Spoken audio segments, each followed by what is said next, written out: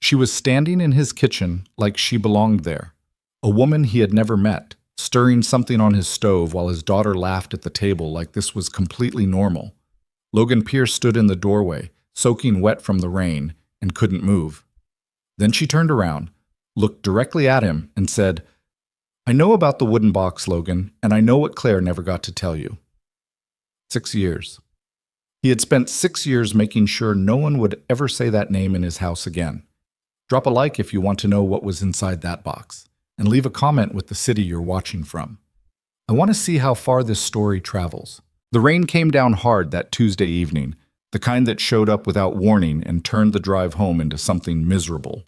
Logan Pierce sat at a red light 3 blocks from his house, with the wipers going at full speed and still barely able to see, and he thought about nothing in particular.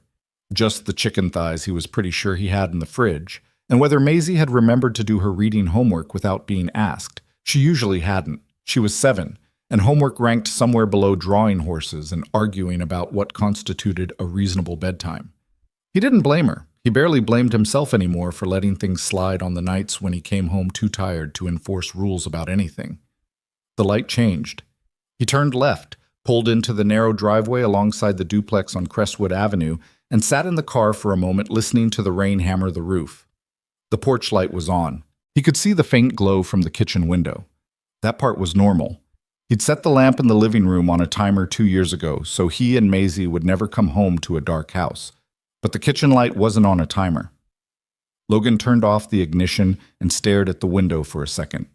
Then he grabbed his bag, pulled his jacket up over his head, and jogged to the front door. He heard her before he saw her. Maisie, laughing. Not the polite, uncertain kind of laugh she used around adults she didn't trust. The real one, loose and unself-conscious. The one that still occasionally knocked something loose in his chest because it sounded exactly like her mother's. He pushed the door open and stepped into the front hall, dripping onto the mat. "Dad," Maisie called from the kitchen without looking up. "Did you know Victoria lived in Japan for a whole year?" Logan set his bag down slowly.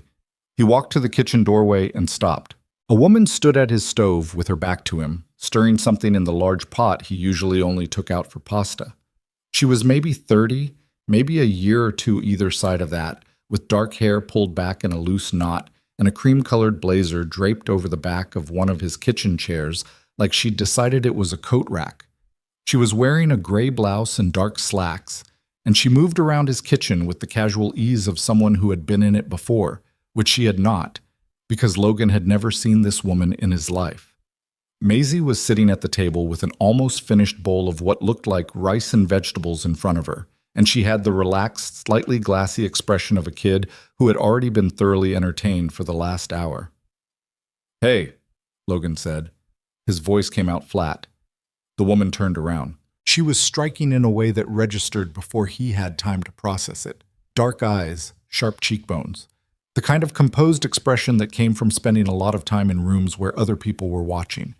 Not beautiful in a way that asked for anything, just a fact about her, like height. "You must be Logan," she said. She didn't apologize for being in his house. She didn't look nervous. "I'm Victoria. The soup needs about 4 more minutes." "Victoria," he repeated. "Sterling." She held his gaze. "I'm Claire's sister." He didn't move. Maisie pushed back her chair. "She knew Mom," she said, with the matter-of-fact delivery that 7-year-olds used for information they'd already processed and moved past. "From before." "I know who she is," Logan said, which was a lie. He did not know who she was. He had never heard Claire mention a sister named Victoria. He had never heard Claire mention much about her family at all, which at the time he had attributed to grief. Claire's parents had both died before he met her, and she spoke about her family in the vague, edited way that people did when the subject cost them something. He had not pushed. He had been 26 and in love, and he had thought there would be time for everything later. There had not been time for everything. Victoria turned back to the stove. "Maisie, can you grab the bowls from the second shelf?" "She knows where my bowls are," Logan said, not quite able to keep the edge out of his voice. "She showed me." Victoria adjusted the heat without looking at him. "She also told me you usually get home around 6:30 and that you make the same 4 dinners on rotation, which I'm not judging, for what it's worth." "Maisie." His daughter looked at him with wide eyes. I didn't think it was a secret. It's not a secret, it's just... He stopped. He looked at Victoria. Can I ask how you got in? Maisie let me in. Maisie is 7. I introduced myself through the door first. She called your workplace to verify. Victoria glanced back at him. She's resourceful. You've done something right. Logan looked at his daughter, who had climbed up to reach the bowls on the second shelf and was handing them down with the careful, deliberate movements of someone who knew she was being observed. He had, in fact, taught her that. Never open the door to someone you don't know. If they said they were someone official, call and check. He had drilled it into her enough times that she'd started making him prove his identity as a joke on weekday mornings, demanding that he state his name and purpose before she would pour him coffee. He had not anticipated the loophole. We'll talk about this, he told Maisie. I did call, she said. Sandra said you'd already left. Sandra at the front desk. She was very nice. Logan pulled out a chair and sat down. His jacket was still damp. He hadn't taken it off. He looked at the woman standing at his stove and tried to organize his thoughts, which were not organizing. Victoria Sterling, he said. Yes? Claire's sister. Younger sister, by 4 years. She tasted something from the pot, added a pinch of something from a small tin she'd apparently found in his spice cabinet, and put the lid back on. Claire never mentioned me. I know that. She had reasons. What reasons? That's the part we need to talk about. The rain was still loud against the windows. The kitchen smelled like ginger and something savory that Logan couldn't identify, good enough that his stomach had already registered it separately from everything else happening in the room. He hadn't eaten since noon. Okay, he said. After Maisie's in bed. Victoria nodded. Obviously. Dinner was strange in the way that situations with no precedent were strange. Not hostile, just slightly off-register, like a song played in the wrong key. Maisie, who had apparently exhausted most of her curiosity during the hour before Logan arrived, ate her food and asked Victoria 2 more questions about Japan, and 1 question about whether soup counted as a real dinner or more of a side thing, which Victoria answered without condescension by explaining that it depended on what was in the soup and that this particular soup was trying very hard to be a real dinner. It's succeeding, Maisie said. Thank you. Logan ate and said almost nothing. He watched Victoria. She didn't try to perform normalcy harder than necessary. She didn't oversell warmth at his daughter or shoot him reassuring glances across the table. She sat in his kitchen chair in his house and ate soup like someone who had made a decision and was waiting to see how it landed. After dinner, Maisie went through her nighttime routine with unusual efficiency. Logan suspected Victoria had said something to her during that hour before he arrived, some quiet word about giving him time, but he didn't ask. He read Maisie half a chapter from the book they were working through, waited until her breathing slowed, and turned off the bedside lamp. Victoria was still at the table when he came back. She had refilled her glass of water and pushed her bowl to the side. The soup pot was covered on the stove. Logan sat down across from her. How did you find me? It took a while, she said. A year, more or less. Claire never told me your last name. I had a first name, a city, a job description that turned out to be outdated, and about 3 sentences worth of description from letters she wrote me that I didn't find until after she died. Letters? She wrote them, but never sent them. Victoria folded her hands on the table. I found them in her room at the house, in a shoebox under the floor panel behind her closet. It was the kind of hiding place that took some looking for. A pause. The kind you use when you know someone might go through your things. Logan said nothing. She talked about you, Victoria continued, about a man named Logan who worked with his hands and had a dry sense of humor and read too much and couldn't parallel park to save his life. She talked about a baby. She talked about wanting to come back. The last 3 words hit him somewhere specific. He kept his face still. She died in the accident. She died 6 weeks after the accident, Victoria said, at Hargrove Medical Center. Complications from internal bleeding that the surgical team identified but did not treat aggressively in the first 48 hours. I know how she died. Do you know why the treatment was delayed? Logan looked at her. Do you know, Victoria said more carefully, why the family was told that her condition had stabilized when it had not? Why you were not contacted? Why the decision was made to move her to a private facility instead of transferring her to the trauma center that had the surgical team that could have helped her. The kitchen was very quiet. "What are you saying?" Logan's voice came out lower than he intended. "I'm saying I've spent 3 years looking into what happened to my sister." Victoria's composure didn't crack, but something shifted behind her eyes. Something that had been there the whole time, contained and patient, and not patient at all. "And I'm saying what I found is not an accident, not entirely. There were decisions made. People who had opinions about who Claire should and shouldn't have chosen to be with.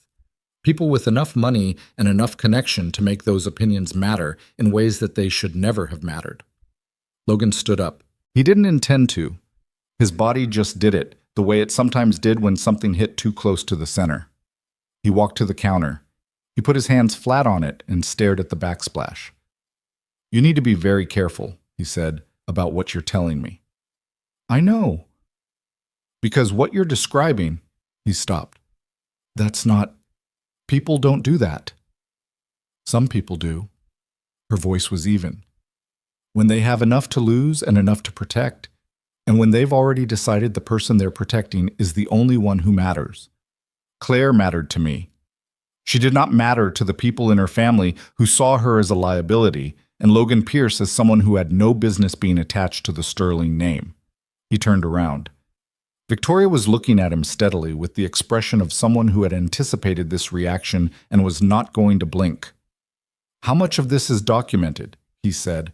"Enough to warrant a conversation with a lawyer. More than enough, I think. But I need..." She hesitated for the first time since he'd come home. "I need some things from you too. Things only you would have." "What things?" She glanced toward the hallway, then back at him. "There's a wooden box," she said. "Claire mentioned it in one of her letters.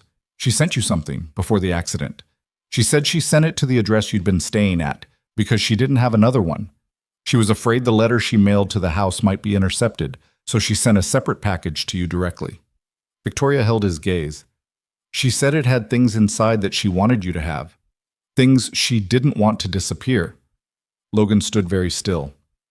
"She said you'd know what it meant," Victoria said. "That you'd keep it. That you weren't the kind of man who threw things away."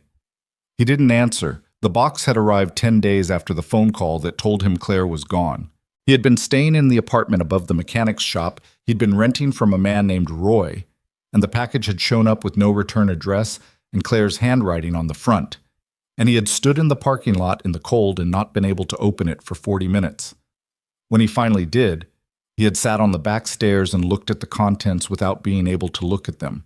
And then he had put the lid back on and wrapped the box in a shirt from the bottom of his laundry pile and pushed it to the back of the highest shelf in his closet. He had moved 4 times since then.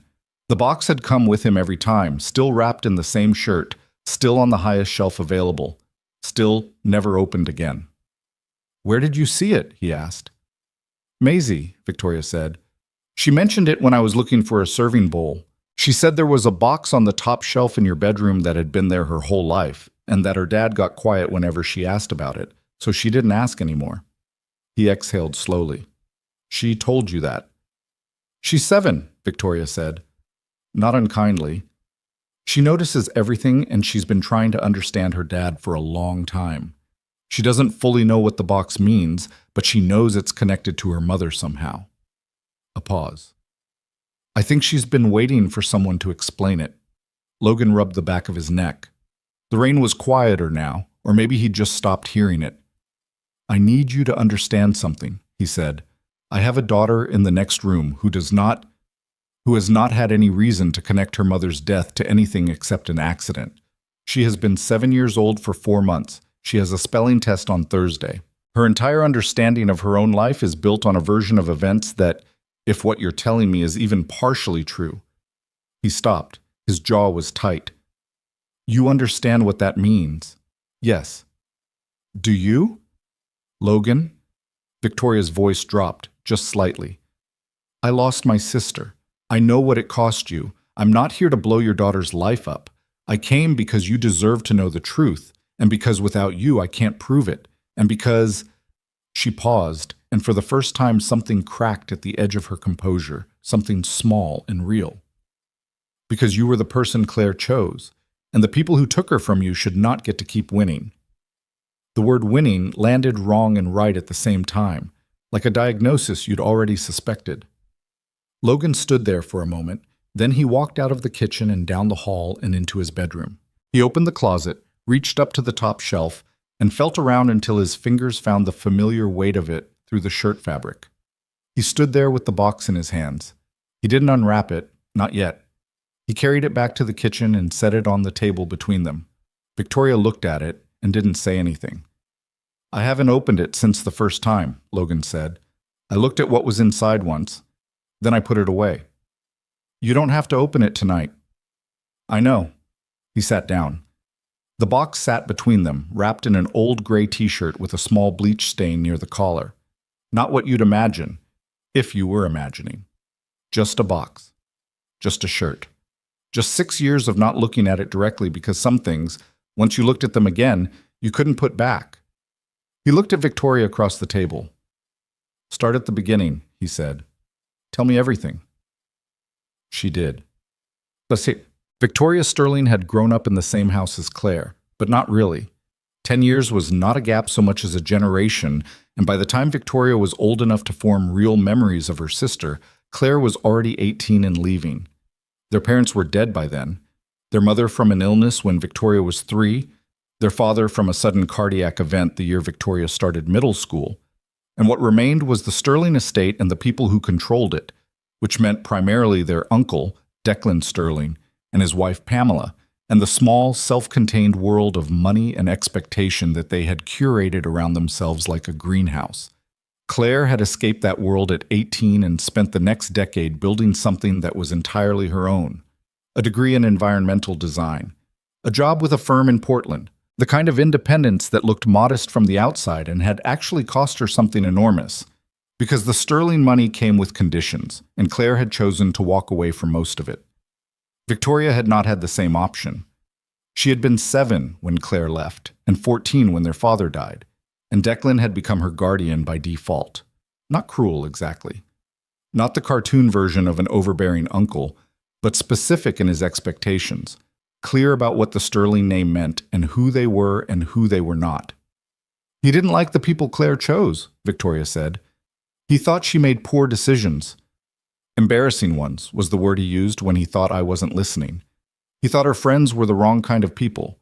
Her work was beneath her, and that she was wasting potential he had a personal investment in." "What kind of investment?"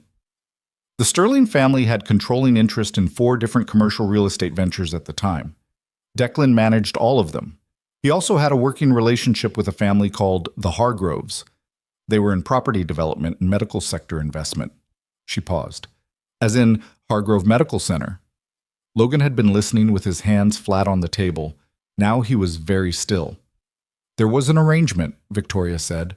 "Not written down anywhere, nothing you could call a contract. But there was an understanding between Declan and a man named Russell Hargrove that a marriage between their families would be mutually beneficial." Russell's son was 32 and had been placed, more or less, in the track of someone suitable for Claire. It had been in the works for 2 years before Claire met you. "She never told me any of this." "I don't think she told you because she thought she'd already walked away from it. She was 30. She was in Portland. She had a different life." Victoria looked at the box between them. "And then she got pregnant, and she came back to deal with some financial matters related to her inheritance that she'd been putting off, and Declan found out about you." "How?" "Her phone." Victoria said it flatly. Pamela looked through her phone. Not professionally, not with any kind of plan. Just the ordinary, petty intrusion of someone who felt entitled to information about the people in their house. "She saw your messages. She saw enough." A pause. Declan was not happy. Logan's chest had gone tight in a way that had nothing to do with physical discomfort and everything to do with the particular sensation of having your past turned inside out in real time. He had been 26. He had been in love. He had been a mechanic from a middle-class family in Ohio who had moved to Portland for reasons that didn't matter anymore. And he had met Claire Sterling at a hardware store on a Tuesday morning because she was trying to figure out what kind of sealant to use on a bathroom tile project. and he had known the answer. He had not known about uncles or arranged understandings or family inheritance. The accident happened 2 months after she went back, Victoria said. She called me once during that time. She didn't explain much, just said she was trying to sort things out and that she'd come back to Portland as soon as she could. That was the last time I spoke to her. The accident was on the highway. Yes, a genuine accident. No one caused it. Victoria looked at him carefully. What happened afterward is different. She walked him through it with the precision of someone who had been over the sequence many times and had stopped being shocked by it. The initial hospital admission at Hargrove Medical. The classification of her injuries as serious but stable. The surgical consultation that had been delayed by 18 hours for reasons the records described as logistical. The family notification that had been handled by Declan, who had called the hospital with Claire's emergency contact information already updated in their system. Updated, they would discover later, within 48 hours of Claire's return to the family home. The notification to Logan that had never happened, because Logan's name did not appear anywhere in those records. She was there for 6 weeks, Victoria said. She woke up twice. I found a nursing note, buried in supplemental records I had to request through a lawyer, that said on one of those occasions she asked for someone named Logan and was told he had been contacted and was on his way. The kitchen tilted slightly. She thought I was coming, Logan said. Yes. She waited. Yes. He stopped talking. Victoria did not look away from him, and she did not soften it, and he understood in that moment that she had decided cruelty by mercy was not something she owed him. The truth was the truth. He could have it straight, or he could have it dressed up, and she had decided he was the kind of man who would rather have it straight. He was not entirely sure she was right, but he did not ask her to stop. The treatment delay, he said when he could. The lead surgeon's name was Dr. Thomas Waverly. He has since retired. He had a professional relationship with Russell Hargrove going back 12 years. I have the emails, or rather, my lawyer does. They don't discuss Claire directly, but the timing is specific, and there is a message sent the day after her admission that references the Sterling complication and says, "Let's see where the dust settles." That could mean anything. In isolation, yes. Combined with the treatment timeline, the delayed surgical consultation, the family's control over her visitor access, and the updated emergency contact records. She spread her hands slightly. My lawyer says it means enough. Logan picked up his glass of water and put it back down without drinking. His mind was doing something uncomfortable, pulling up memory after memory and re-examining each one through this new angle. Claire's slight evasiveness when he'd asked about her family, the way she'd said, "It's complicated," with a laugh that didn't quite reach her eyes. The one night she'd gotten quiet over dinner and said, "I just want to get back to Portland. I want us to just get back." And the way he'd said then, "Let's go. What's stopping us?" And she'd said a few more weeks. "I just need a few more weeks." A few more weeks had become a phone call he'd taken standing in Roy's parking lot from a man who identified himself as Declan Sterling and informed him with a tone of careful neutrality that Claire had passed from complications related to her injuries sustained in a car accident, and that as her next of kin, the family had handled the arrangements. Logan had said he couldn't remember exactly what he'd said. He thought he'd said, "She never told me she was hurt," and he thought Declan had said something like it happened very quickly, and Logan had stood in the parking lot in the November cold and known, in some part of himself that was already doing math, that there was something wrong with the timeline, that Claire had been in the accident 2 months ago, that quickly was the wrong word for something that had taken 2 months. But he had been 26 and gutted and alone, and there had been no one to tell him what to do with that feeling, and so he had filed it in the category of things that didn't have an explanation and let it calcify into grief. "Why did you wait?" he said. 3 years of looking, you said. Why come now?" "Because now I have enough." Victoria leaned forward slightly. "I spent the first year just finding documents and understanding what I was looking at. The second year working with a lawyer who specializes in medical negligence to understand what was actionable. The third year," she stopped. "The third year I was also trying to find you. It took that long." "You could have hired someone." "I did, twice. The first investigator gave up. The second one found you, but..." She paused. "I wanted to come myself. I owed Claire that. And I wanted to see who you were before I told you any of this. Her expression didn't change. I've been watching the neighborhood for 2 days. I saw you drop Maisie at school yesterday. I saw how you talked to her. You were watching us. I was deciding whether to knock on the door. And Maisie letting you in. I wasn't expecting that. I knocked because I thought you'd be home. I was going to leave a note if you weren't. The smallest trace of something crossed her face. She opened the door before I finished the sentence. She has very fast hands.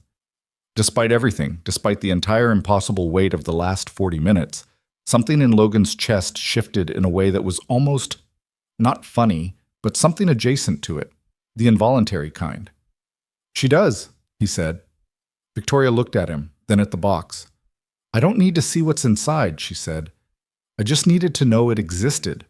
Claire's letters to me reference it. She says she sent you things that she wanted to survive, documents she'd copied, a letter she wrote, things that could matter later. She paused. If there's anything in there that connects to the timeline I've described, or to Declan, or to the hospital, a lawyer would need to look at it. Logan looked at the box, wrapped in the bleach-stained shirt, on the table between them. He thought about the first time he'd opened it, in the cold on Roy's back stairs. He'd looked at the contents for maybe 3 minutes and then shut the lid because he'd known, at some animal level, that if he looked at it too long, he would fall apart in a way that would take a very long time to recover from. And he had a daughter coming, and he could not afford to fall apart. He'd been 26. He was 32 now. He had a daughter asleep in the next room who had just very calmly introduced herself to a stranger at the door, called his workplace to verify her story, and offered her a bowl of soup like it was nothing. His daughter, who had Claire's laugh, and his stubbornness, and a capacity for ordinary courage that he had not taught her, that seemed to have arrived in her factory installed. He put his hand on the box, not unwrapping it, just resting his hand on it. How long will this take? He said. If we move forward. The legal process. All of it. My lawyer thinks 8 to 12 months for a formal investigation. Longer for any civil action. She watched him. It won't be clean. It won't be simple. Declan has money and he has people, and the moment he understands what's coming, he's going to push back. What does he know about me? Nothing. As far as he's aware, you're a mechanic in Portland who raised a child he doesn't acknowledge. He wrote you off 6 years ago. Good, Logan said. He looked at Victoria across the table. This woman he had never met, who had cooked soup in his kitchen and waited on his doorstep for 2 days and carried a dead woman's letters in her briefcase and driven, however far she'd driven, to tell a stranger that the story he'd been living with for 6 years was not entirely the true one. I need to think, he said. I need a couple days. Of course. And I need to talk to a lawyer myself before anything else. I expected that. He stopped. Maisie can't know, not yet. Not until there's something to actually say to her that doesn't just blow apart everything He shook his head. I need to be careful with her. I understand. Victoria stood up. She retrieved her blazer from the back of the chair and folded it over her arm. I'm staying at the Maywood Inn 4 blocks over. I'll be there for at least a week. She pulled a card from her blazer pocket and set it on the table, plain, cream-colored, just her name and a phone number. Take the time you need, but don't take too long. Why not? She looked at him steadily. Because there's a woman named Renata Voss who worked in the records department at Hargrove Medical 6 years ago and has been asking my lawyer questions about immunity and witness protection for the last 3 months, she said. And if she decides to go to Declan instead of us, the documents she has access to disappear, and we are back to nothing. She picked up her bag. We have a window. I don't know exactly how wide. Logan stood up. He walked her to the door. She stepped out onto the porch, where the rain had slowed to a thin drizzle, and turned up the collar of her blazer against the damp. Victoria, he said. She stopped. The soup was good. She looked at him. Something moved across her face that wasn't quite a smile and wasn't quite grief, and might have been both at the same time. Claire taught me, she said. It was her recipe. She walked down the porch steps and up the sidewalk, and Logan stood in the open door and watched her go until she turned the corner and disappeared. He stood there another moment. Then he went back inside, locked the door, walked to the kitchen, and sat down at the table. The box was still there. He sat with it for a long time. He listened to the rain slow down and stop entirely, and the street outside go quiet, and Maisie's sleep breathing on the baby monitor he still kept on the kitchen counter because old habits died hard. And he thought about a woman on a hospital bed asking if someone named Logan was on his way. He thought about Claire's laugh, about how it had sounded the first morning she'd woken up in his apartment and said, "You don't have any coffee." And he'd said, "I have instant." And she'd said, "Logan, that's not coffee, that's a threat." He thought about Maisie, who had that same laugh and didn't know it. He didn't open the box. Not tonight. But he moved it from the table to the kitchen counter where he could see it, because leaving it on the top shelf of the closet suddenly felt like a different kind of lie, and he had done enough of those without meaning to. He made himself a cup of coffee, real coffee, because he'd learned, and he sat at the counter in the quiet house, and he thought about what came next. He didn't sleep much. Logan lay in bed and stared at the ceiling and did the thing he'd spent 6 years training himself not to do, which was run the timeline backwards. Claire leaving Portland.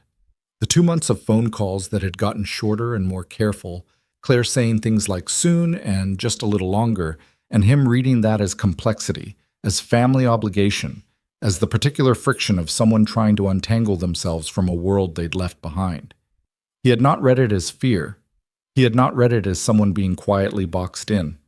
He thought about the night she'd called him from what sounded like a bathroom, speaking in a lower voice than usual, and said, "Logan, I need you to know that whatever happens, I didn't change my mind.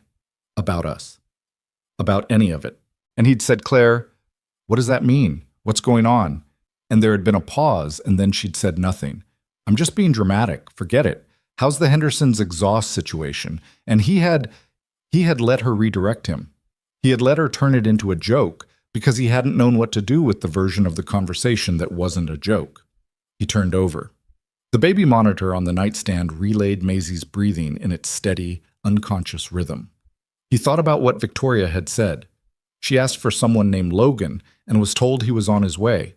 He'd read somewhere once that the hardest kind of grief was the kind that got revised, that losing someone was one wound, and then finding out the shape of the loss was different than you'd understood. That was a second wound, and it didn't cancel the first one. It just sat next to it. He wasn't sure that was true. He wasn't sure it was wrong either. He gave up on sleep around 4 and made coffee and sat at the kitchen counter with Victoria's card in front of him until the light outside the window shifted from black to the flat gray of early morning. Then he picked up his phone and called his lawyer, Hassan. His lawyer was a woman named Diane Cho, who had helped him set up a custody agreement with no one 6 years ago and had since handled 2 contract disputes for the shop and 1 boundary issue with his landlord. She was 53 and had a filing system that looked like chaos and was in fact meticulously organized, and she did not enjoy being called before 8 in the morning, which Logan knew and did anyway because he couldn't wait. "Someone died under suspicious circumstances," he said, without preamble, when she picked up. "Someone close to me, 6 years ago. A woman I'm now in contact with says there are documents suggesting deliberate treatment delays at a hospital with financial ties to the family. She has a lawyer already. I want to know what my exposure is before I commit to anything." A long pause. He could hear Diane moving around her kitchen. "Before 8 on a Wednesday, Logan." "I know." "Someone close to you." "The mother of my daughter." Another pause. Longer. "Okay," she said. "Come in at 10. Bring whatever you have." He had the wooden box. He didn't tell Diane that over the phone. He got Maisie up at 6:45, which was their usual time, and she came out of her room in her pajamas with her hair pressed flat on one side and her eyes at about 60%, and she stood at the counter and watched him make eggs with the expression of someone conducting a passive quality assessment. "You were up late," she said. "I was. I heard you in the kitchen. You're supposed to be asleep at that hour." "I was mostly asleep." She climbed onto the counter stool and propped her chin in her hand. "Is Victoria coming back?" Logan cracked a second egg. "I don't know yet. I liked her. I could tell." "She didn't talk to me like I was little," Maisie said, which was a specific complaint she had about specific adults and always had been. "She just talked to me like a person." You are a person. I know that. Some adults don't. She watched him push the eggs around the pan. She knew stuff about Mom. He kept his attention on the pan. Did she tell you things about Mom? No, she said that was your job.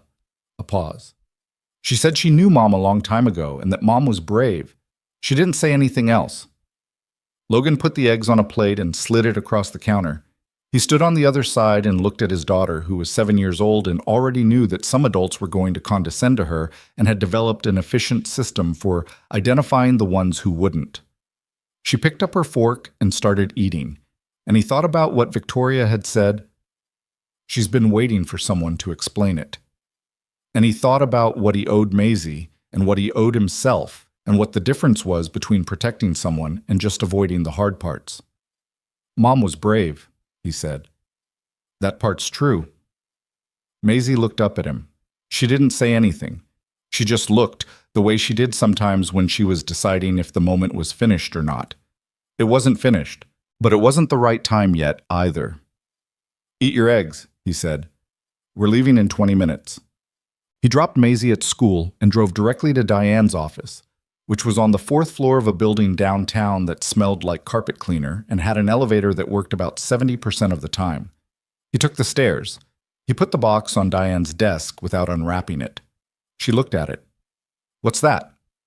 The short version, he said, is that Claire Sterling sent me a package roughly 10 days after she was admitted to the hospital she eventually died in.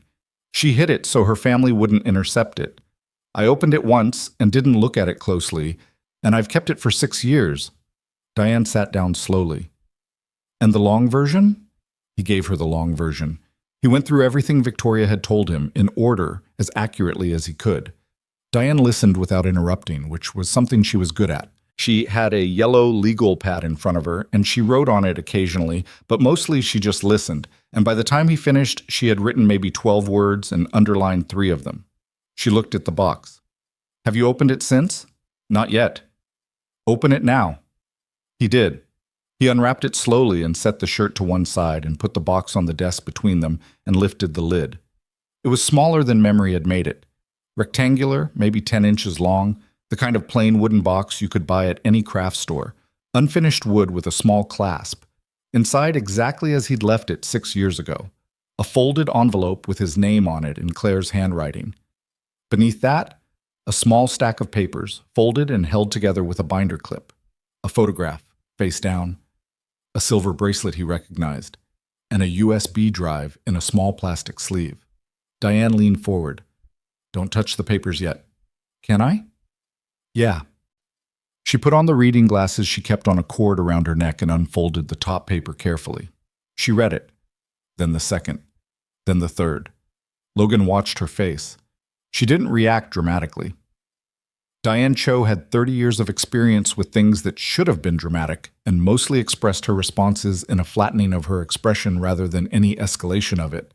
But he saw something shift, a small tightening around her eyes. She looked at the USB drive. Do you know what's on this? No.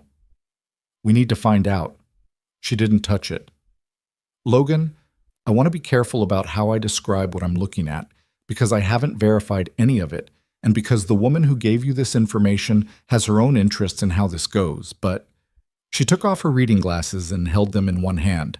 If these documents are what they appear to be, and I want to emphasize if you may have copies of internal hospital records relating to Claire Sterling's treatment, along with what looks like a timeline she put together herself of the communications she received while she was trying to manage things from the family house.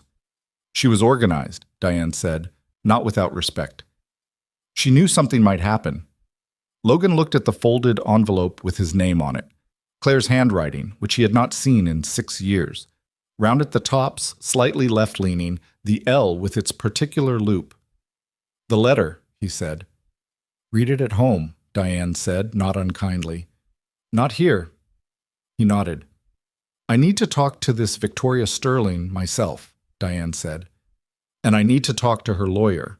And we need to get that USB drive looked at by someone who can verify what's on it without compromising the chain of custody, which means I need to make a call before you plug it into anything. She capped her pen. This isn't small, Logan. If it holds up, it's not small at all. Medical negligence with demonstrable willful delay and potentially deliberate interference with patient access, that's not a nuisance filing. That's criminal territory. Victoria said her lawyer is already in contact with someone named Renata Voss, a former records employee at Hargrove. Diane wrote the name down. Okay, that's good, if it's real. Whistleblower with inside access changes the shape of this significantly. She tapped the pen on the pad. But I want to stress something. What? The people on the other side of this have money. The Sterling family isn't some small operation, and if there's a Hargrove connection, you're talking about institutional weight that is going to push back. They're going to call this a grieving father, manufacturing a narrative. They're going to look at you and see someone they can discredit. She looked at him steadily. Are you ready for that? No, he said honestly. But I'm going anyway. Diane held his gaze for a moment. Then she wrote something else on the pad. Okay, leave the papers and the USB drive with me. Take the letter and the photograph. I'll call Victoria Sterling today. He repacked the box, photograph, bracelet, letter, the USB drive, and papers staying on Diane's desk, and latched the lid and carried it out under his arm. It was lighter now. He wasn't sure if that was a good thing. He went to the shop because he didn't know what else to do with the hours between Diane's office and picking up Maisie, and because physical work had always been the place where his brain slowed down enough to be useful. The shop was a 4-bay operation he'd been co-running for 3 years with a man named Eddie Reyes, who was 58 and had the hands of someone who'd been doing this work since before Logan was born, and the disposition of a man who had no patience for drama and infinite patience for engines. Eddie was under a lifted Subaru when Logan came in and did not emerge, just said, from somewhere beneath the undercarriage, "You look like you got run over." "I didn't sleep." "Maisie sick?" "No, something else." "You gonna tell me about it?" "Not today." "All right." A sound of something being torqued. The Anderson Civic came in. Brake line.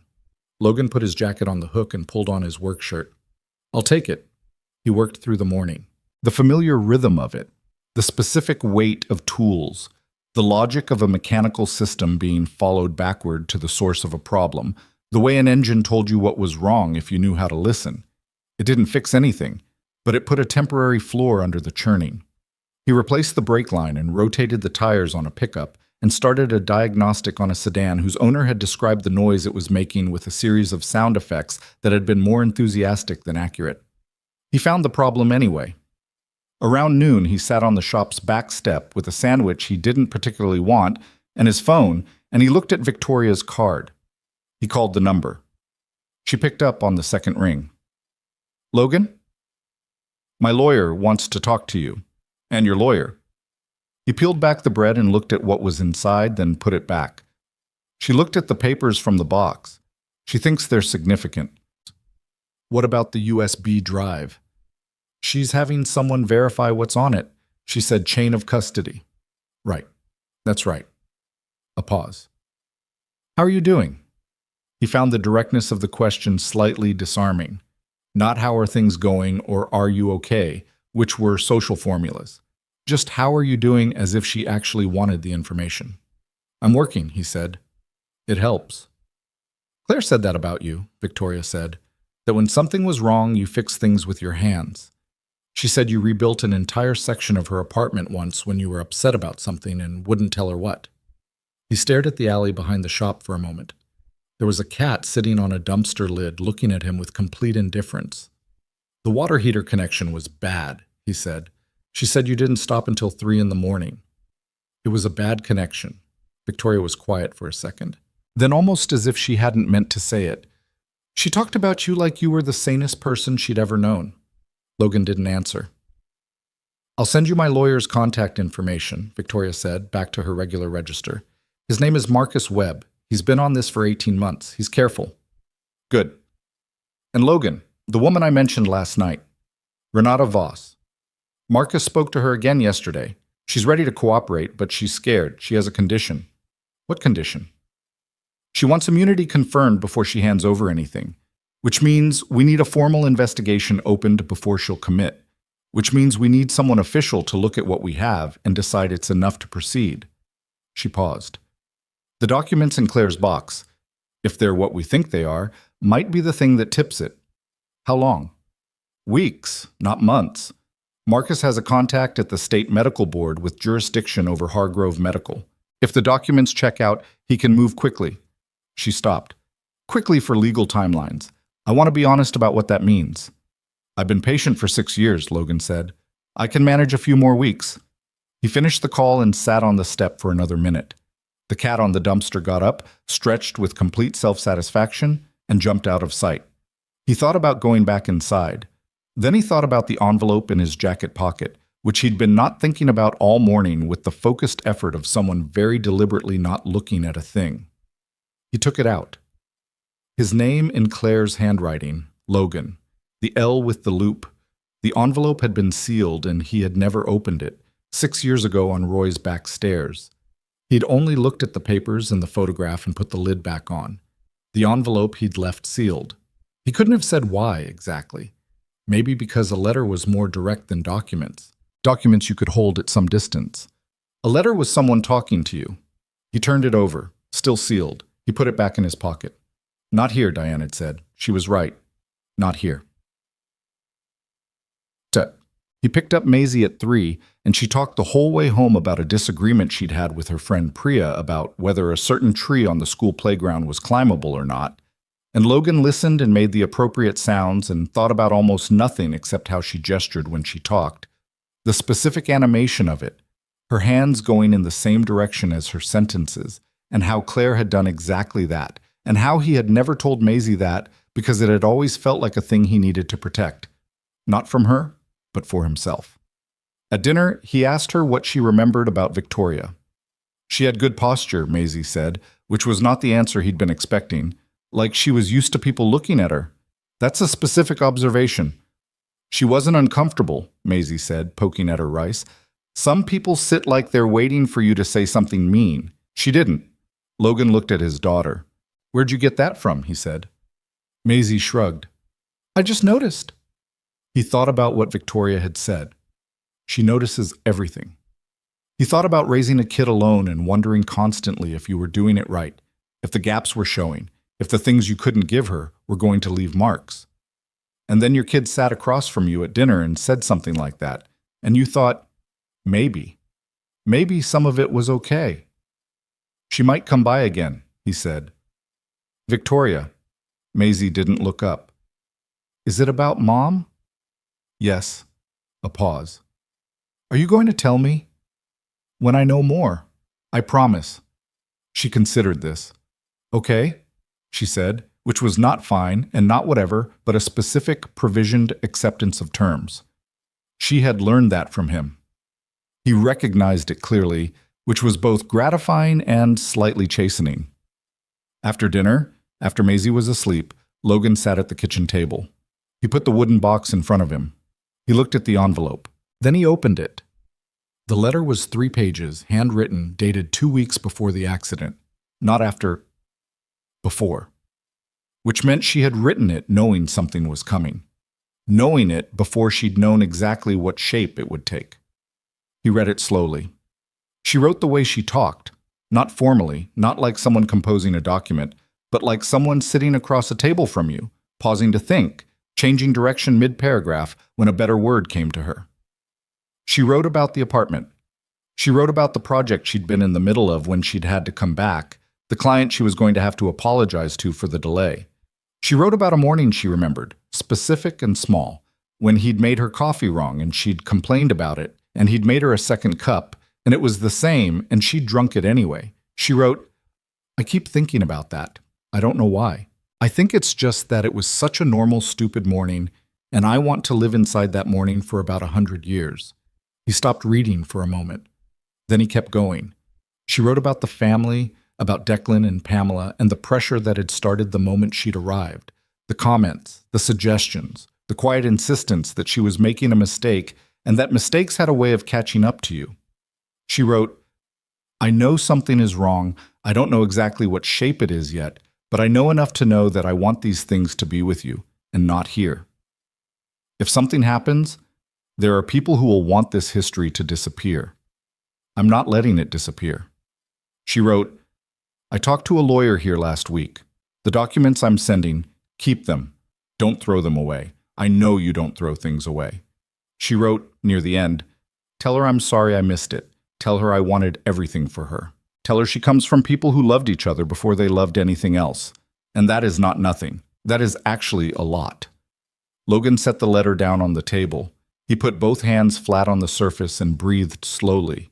The kitchen was very quiet. Outside, a car went past, headlights briefly crossing the window. He thought, she knew.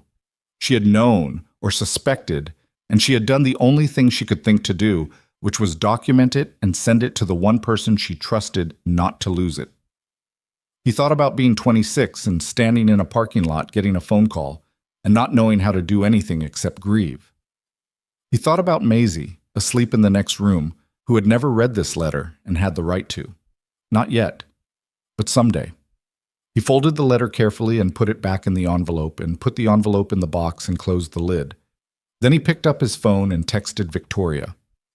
I read it. She knew. A pause. Then he added, she asked me to tell Maisie things. I'm going to need to do that eventually. Another pause. Thank you for coming to the door. He set the phone down. 3 minutes later, it lit up with her reply, I know. We're going to make it count.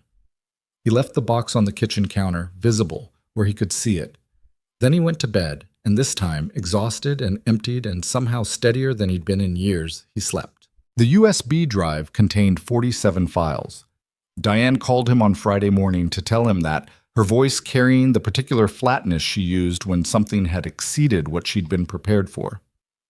She'd had a data forensics contact verify the drive's integrity before opening anything, and what they found was organized with the same careful deliberateness as the paper documents, folders labeled by date, each one containing scanned records, typed notes, and in 3 cases, photographs of handwritten communications.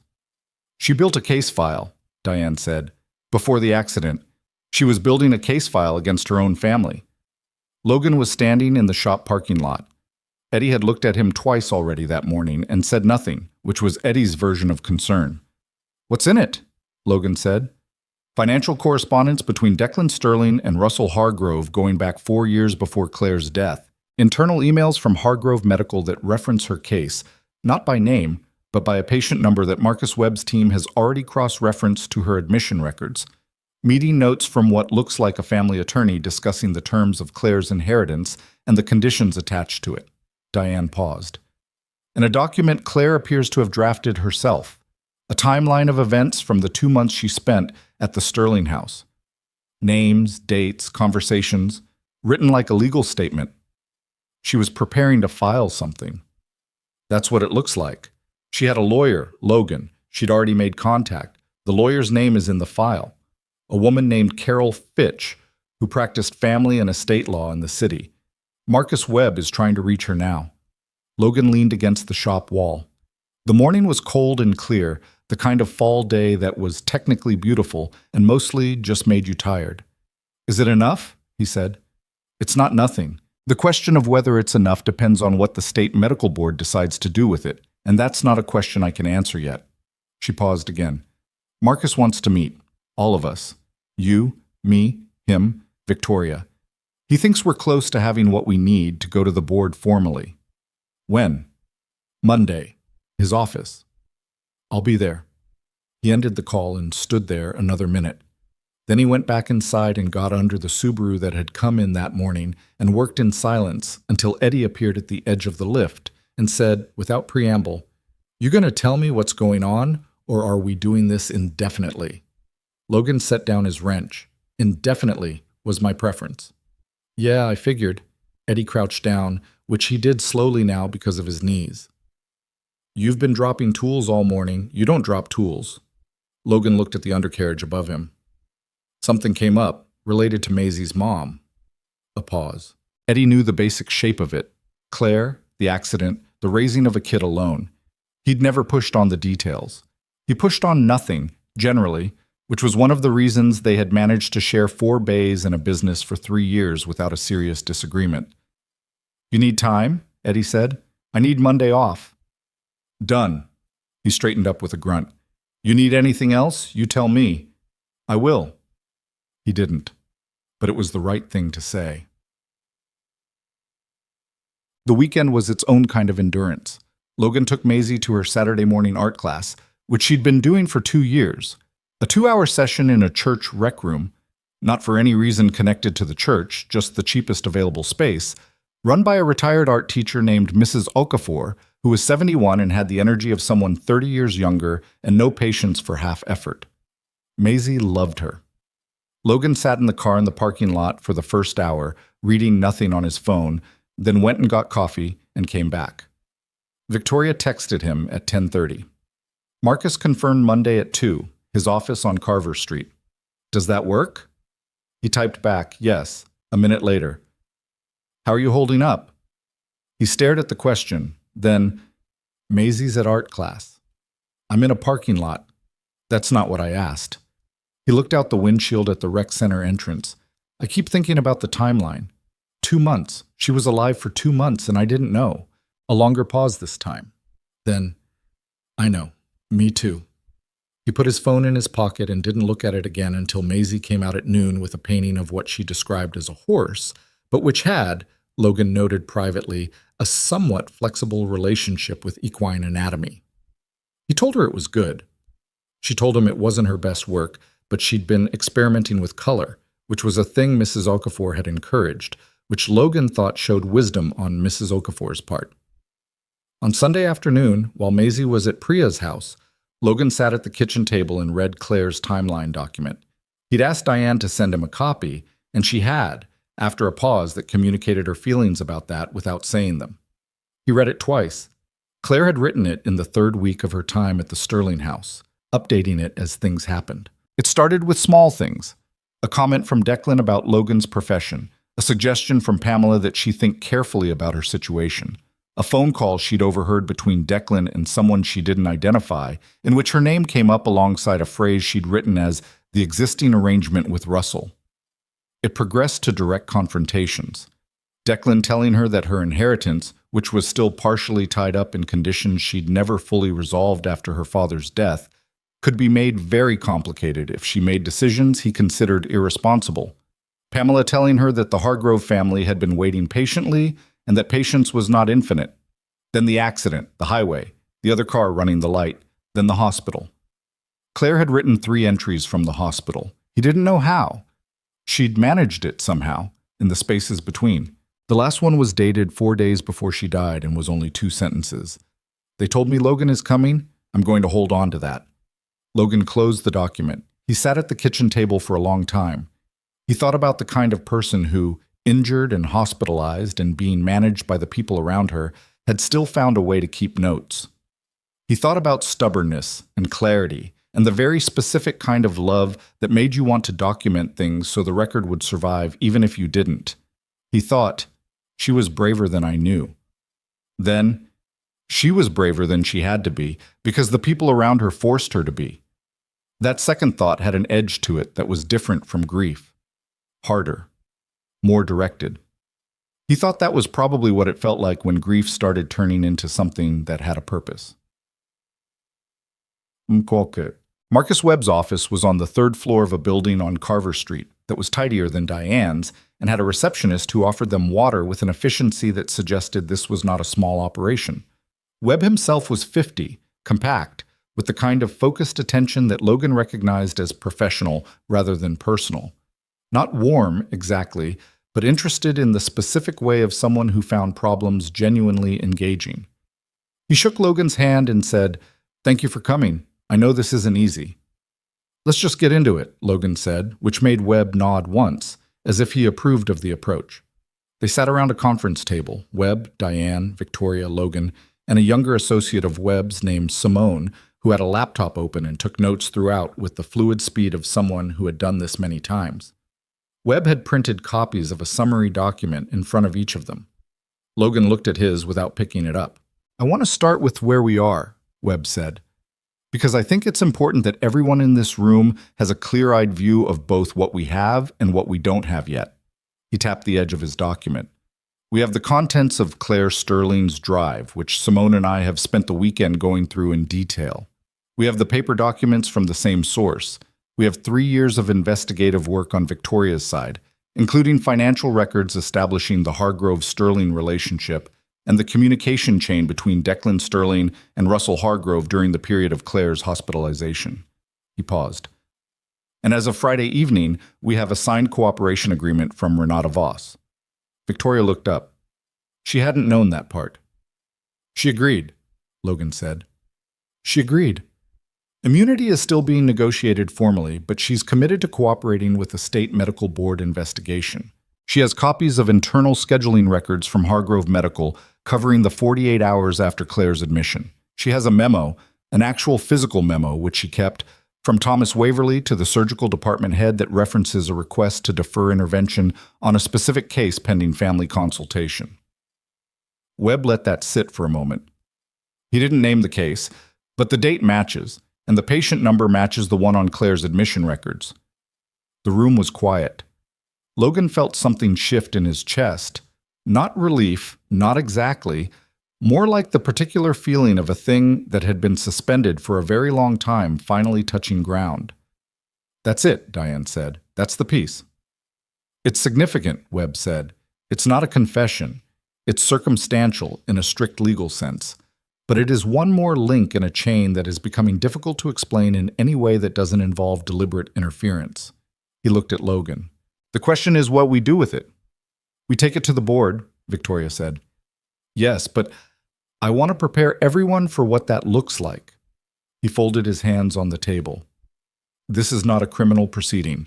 The medical board can investigate, censure, revoke licensure. Waverly is retired, so the licensure issue is largely symbolic. What the board can do is establish an official finding, a formal record that says what happened to Claire Sterling was not an unavoidable outcome, that her care was influenced by non-medical factors, that her death was preventable. That's what I want, Victoria said. I know, but I also want you to understand that Declan Sterling and his legal team are going to fight this, hard. They're going to argue that we're constructing a narrative around coincidence, that the timeline is circumstantial, that Claire's own documentation was the work of a distressed family member with a grudge. He paused. They're going to look at Logan specifically and try to frame this as a disgruntled ex-partner pursuing a vendetta 6 years after the fact. I'm aware of that, Logan said. Are you prepared for the personal exposure, financial records, background checks, anything they can use to complicate your credibility? I fix cars for a living. There's not much to find. They'll look anyway. Then they'll look. Logan looked at the document in front of him, then at Webb. What I want to know is whether this is enough, right now, with what we have. Is it enough to open the investigation or not? Webb and Diane exchanged a look. Simone kept typing. Yes, Webb said. I believe it is. Then let's file. Check. What Logan had not fully anticipated was the waiting. Filing, it turned out, was just the beginning of a process that moved with the particular slow momentum of institutional machinery. Forms reviewed, documents verified, parties notified. The state medical board acknowledged receipt of the complaint within 5 days and assigned it to an investigative officer named Raymond Chu, which Webb relayed by phone with a tone that suggested Chu was a good draw. Webb and Diane spent the next 2 weeks submitting supplemental documentation. Renata Voss met with Chu directly, with her own lawyer present, and gave a 3-hour interview that Webb described afterward as compelling. Logan went to work. He came home. He made dinner. He read to Maisie. He responded to updates from Diane and Webb with short messages and tried not to let the waiting turn into a pressure system that leaked into everything else. It didn't entirely work. Eddie told him once, mid-November, that he was over-torquing bolts again, which was a specific stress tell of Logan's that Eddie had apparently cataloged at some point. Logan acknowledged this and tried to recalibrate. He succeeded maybe 50% of the time. Victoria had rented a short-term apartment in the city by then. She and Logan had developed the kind of contact pattern that felt organic without either of them planning it. A couple of texts a week, an update call when there was something concrete to discuss, and occasionally, because Maisie had asked twice, dinner at the house on a Thursday. The first Thursday dinner was awkward in the particular way that situations with too many unspoken things tended to be. Victoria brought wine she didn't open, Logan made pasta that was fine but not inspired, and Maisie asked Victoria 14 questions in rapid succession, including one about whether she had ever broken a bone, one about what the most expensive thing she'd ever bought was, and one, which landed with the weight of something considered for a while, about whether she missed Claire. Victoria didn't flinch. "Every day," she said. "What about you?" Maisie thought about it. "I didn't really know her, so I don't know if it's missing exactly. It's more like—" She frowned, searching for the word. "There's a space where she would have been." Victoria looked at her for a moment. "That's a good way to put it." "Dad said she was funny," Maisie said. "She was." Victoria's voice was steady. "She was also stubborn and bad at directions, and she always thought she could carry more grocery bags than she actually could." Maisie smiled. It was small and real. "Dad's like that too," she said, "with the bags." Logan, who was standing at the stove pretending to check on something that didn't need checking, said nothing. The second Thursday dinner was easier. The third, easier still. Not because anything was resolved, but because repeated contact had the effect of making people actual to each other, rather than symbolic. And Victoria was, when you got past the composure and the careful speech, someone who laughed more easily than she let on and had strong opinions about bad pasta, and had once, apparently, argued with a Japanese customs official for 40 minutes about a decorative teapot she refused to leave behind. Maisie thought this was the best story she'd ever heard. Logan thought it was not uncharming. He didn't let himself examine that thought too closely. There was enough going on. Raymond Chu called a preliminary hearing for the third week of November. It was not a public proceeding, more of an evidentiary review, Webb explained, at which he and Diane would present the compiled case, and Chu would determine whether a formal investigation was warranted. Logan was not required to attend, but was permitted to. He attended. The hearing room was smaller than he'd imagined, beige walls, a long table, 4 people on the board side and 3 on theirs, Webb, Diane, and Logan. Renata Voss appeared via video call from another room, with her lawyer beside her on screen. She was 50-something, with cropped gray hair and the look of someone who had been carrying something heavy for a long time and was ready to set it down. Chu was methodical. He went through the documentation in order, asking questions that were precise and unemotional, the questions of someone trying to understand a machine rather than judge the people who had built it. Webb presented. Diane supplemented. Renata Voss answered her portion in a voice that stayed even when the content wasn't. Logan sat through all of it without speaking. He had been told he would not need to speak unless directly addressed, and he had been fine with that, and he was mostly fine with it, until Chu looked up from the Waverly memo and said, "Mr. Pierce, the patient in question was your partner." "Yes." "You were not notified of her hospitalization?" "No." "Did you attempt to contact her during the period she was at the Sterling house?" "Yes." "I called her. We talked. She didn't tell me she'd been in an accident." He paused. "Looking back, I think she was trying to protect me from getting drawn in before she had a plan." Chu looked at him for a moment.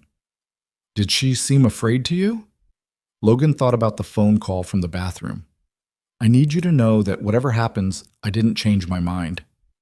"Yes," he said. "I didn't name it at the time, but yes." Chu nodded and wrote something and moved on. At the end, he thanked them for their time and said the board would deliberate on whether to open a formal investigation and that they could expect a determination within 30 days.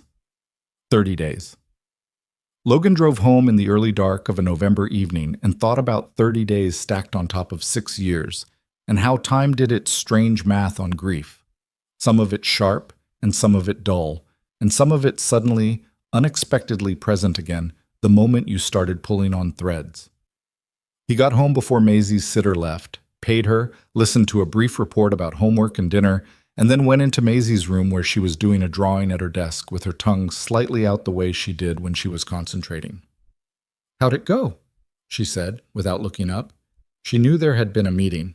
He hadn't given her details, just a meeting about important things, the kind of non-answer that she had accepted on installment for now. "Too early to tell," he said.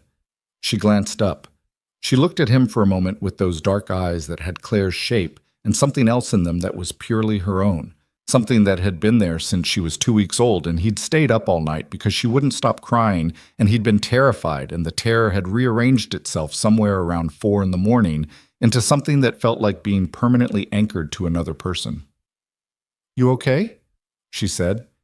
He crossed the room and kissed the top of her head. "I'm okay," he said.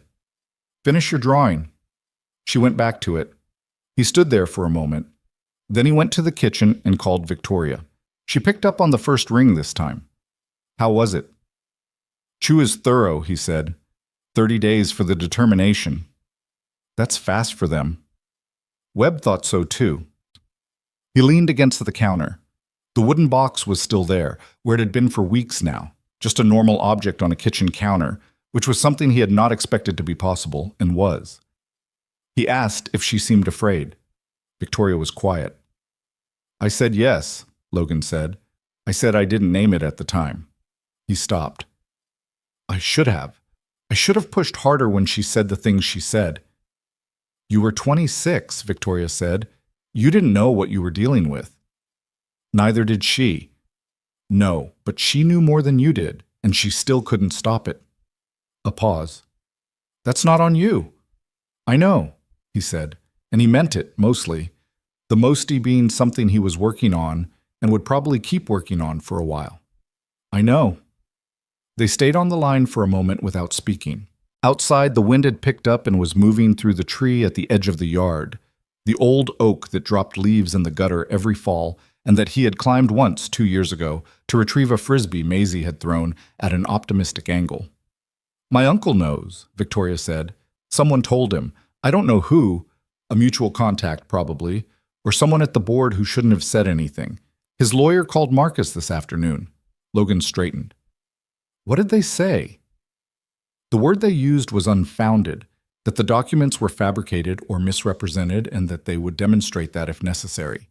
Her voice was steady, but there was something under it. "He's not going to sit quietly for 30 days. "Let him push back," Logan said. "Let him try." "Logan, Victoria." He said it firmly enough that she stopped. He had 6 years. Everything that was supposed to disappear. He had 6 years to be comfortable, and Claire spent the last weeks of her life writing notes in a hospital and hoping someone would still have them when it mattered. He stopped, surprised by the evenness in his own voice. "I'm not asking for a fight. I'm just not walking away from one either." A long pause. "Okay," she said. "Okay." He looked at the box on the counter. Claire's bracelet was still inside it. He'd put everything else back, all the documents now with the lawyers. But the bracelet he'd left because it was hers, and it belonged somewhere real, not in a filing cabinet. He thought about 30 days, about Declan Sterling's lawyer calling with the word unfounded, about Renata Voss on a video screen saying things she'd kept to herself for 6 years because she'd been scared and still scared, but doing it anyway. He thought about all the ordinary courage involved in a thing like this. How it wasn't the dramatic kind. How it was mostly just people getting up and making phone calls and going to meetings and not quitting even when quitting would have been easier. He thought Claire would have had something to say about that, something dry and specific and right. He thought he would have laughed. Declan Sterling's lawyer was a man named Gerald Pratt, and within 48 hours of the preliminary hearing, Gerald Pratt had filed a formal objection with the medical board disputing the admissibility of documents obtained through what he described as irregular means, questioned the chain of custody on Claire's USB drive, and submitted a 12-page letter characterizing the entire proceeding as a coordinated harassment campaign driven by personal grievance. Webb called Logan on a Wednesday morning to walk him through it. "Is any of it going to work?" Logan asked. "The chain of custody argument is their strongest move. We anticipated it. That's why we had the drive forensically verified before anyone opened it. Simone documented everything." A pause. "The irregular means argument is thinner. Claire owned those documents. She created them. The fact that they were in your possession for 6 years doesn't change their origin." "What about the harassment framing?" "That one's mostly noise. It's designed to slow things down and make Chu nervous about the optics." Webb's voice was measured. "Chu is not a nervous man. That's why I said he was a good draw." Logan sat in his car in the shop parking lot, which had become his default location for calls he didn't want Eddie to overhear. The morning was gray and cold, late November pressing down on everything. What do we do? We respond. Simone is already drafting. We refute the chain of custody claims point by point. We provide the forensic documentation, and we submit a supplemental statement from Renata Voss addressing the memo directly. He paused. There's something else. Logan waited. Carol Fitch called Marcus yesterday, the lawyer Claire had contacted before the accident. She's been practicing estate law quietly for 20 years and apparently kept very careful records. Webb let that land. She has notes from her consultation with Claire. They're covered by attorney-client privilege, which normally would be the end of it. But she's arguing that privilege was effectively waived by the nature of the documents Claire sent you, that Claire clearly intended to create a record that would survive and be used. She wants to discuss voluntary disclosure, meaning she'd hand over her notes. If the board requests them formally, and if we can make the case that Claire intended disclosure, it's a complicated legal argument and we may not win it. But if we do, Webb stopped. If we do, we have her lawyer's contemporaneous record of what Claire told her about the family's interference. First person, professionally documented, before the accident. Logan looked at the brick wall of the shop. Someone had scraped off the old paint down near the ground and hadn't finished the job, leaving a ragged line of exposed brick running along the bottom third. He had looked at that wall for 3 years and never thought about it. He noticed it now. Make the argument, he said. We will. A pause. Logan, I want to prepare you for something. Declan Sterling is going to escalate. This objection is the opening move, not the whole game. He has resources and he's going to use them. That means press, if he thinks it helps him. It might mean personal pressure, reaching out to people in your life, trying to isolate you or complicate your credibility. What kind of personal pressure? Calls to your employer, questions about your finances, possibly someone talking to the people in your neighborhood, your daughter's school. Webb said it evenly, without apology, because this was information Logan needed regardless of how it landed. I'm not saying he'll go that far. I'm saying he has before with other matters, and that we should be prepared. Logan thought about Maisie, about her school, about Priya's mother, who Logan saw every other day at the pickup line, and who he got along with, and who did not need someone in a suit asking her questions about her neighbor. I need to tell Maisie something, he said, before she hears it from someone else. Yes, Webb said, I think you do. He thought about how to do it for 2 days. He rehearsed sentences in the car and discarded them. He thought about age-appropriate, which was a phrase he had always found slightly condescending in the way it implied a child needed things hidden rather than just explained carefully. Maisie was 7. She was not simple. She had already absorbed the basic truth that her mother was gone and that this was a weight her father carried. And she had organized her understanding of her own life around those facts with the pragmatic emotional intelligence of a kid who had never had another version of the story to compare to. What he was about to give her was a version. Not all of it, but enough.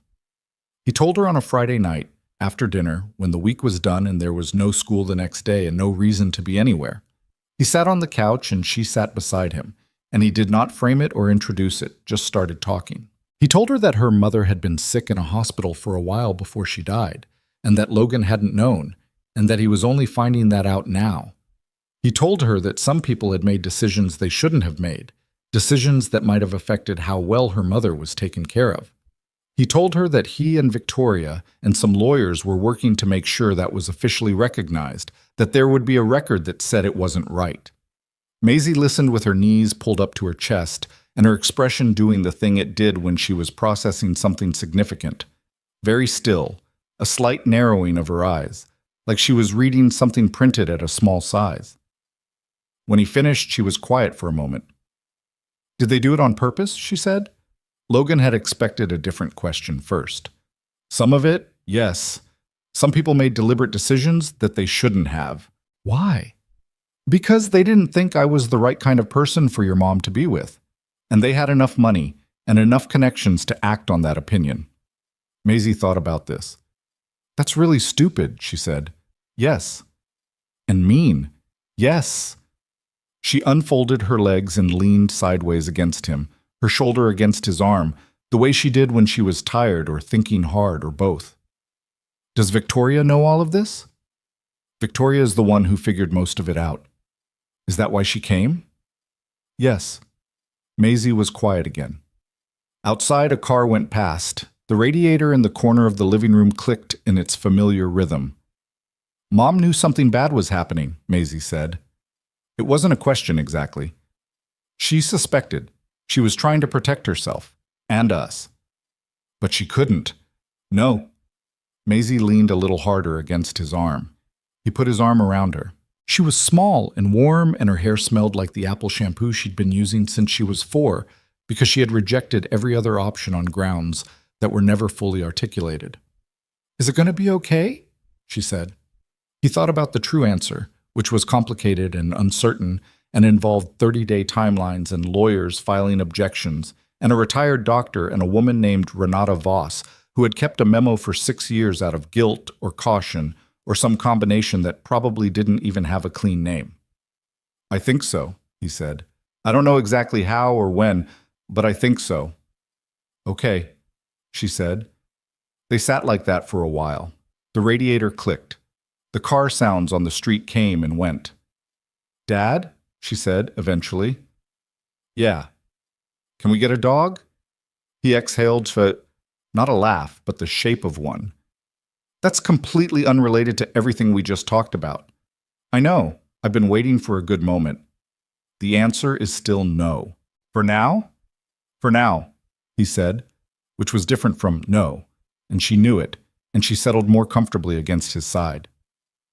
2 things happened in the first week of December that changed the shape of everything. The first was that Carol Fitch agreed to voluntary disclosure. Webb called with the news on a Tuesday, his voice carrying something it didn't usually carry, which was the trace of genuine surprise. Fitch had decided, he said, that the spirit of attorney-client privilege was to protect clients, not to protect the people who had harmed them, and that Claire Sterling had made her intentions clear when she built that case file and sent it to a man she trusted. Her notes from the consultation were submitted to the board the same day. The second was a piece in a regional news outlet, not a major publication, a mid-sized news site that covered state business and legal affairs, that appeared on Thursday morning under the headline, Sterling Family Estate Faces Medical Board Investigation Over Death of Heiress. Logan found out about it when Eddie came into the shop at 8 with his phone and said, "You might want to look at this." The article was 3 paragraphs. It didn't get everything right.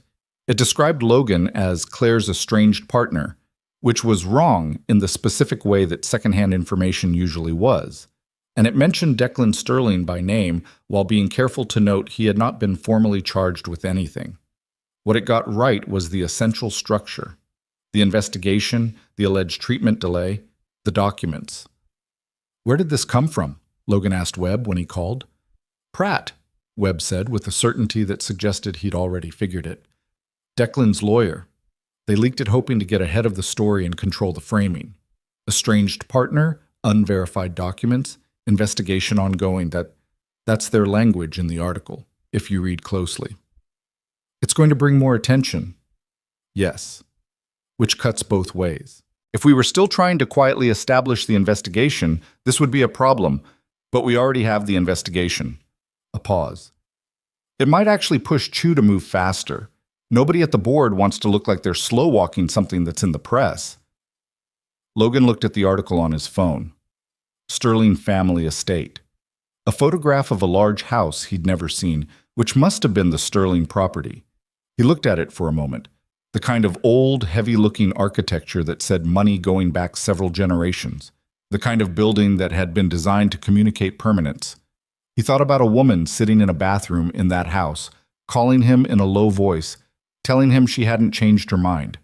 He put his phone down. Keep going, he said. Victoria showed up at the shop that afternoon. He didn't know she was coming. He was in the middle of a brake job on a minivan when Eddie appeared at the bay entrance and said, "There's a woman in the lot who looks like she owns the building." And Logan wiped his hands on a rag and went out. She was standing by her car in a gray coat with her arms crossed, not against the cold so much as in the posture of someone containing something.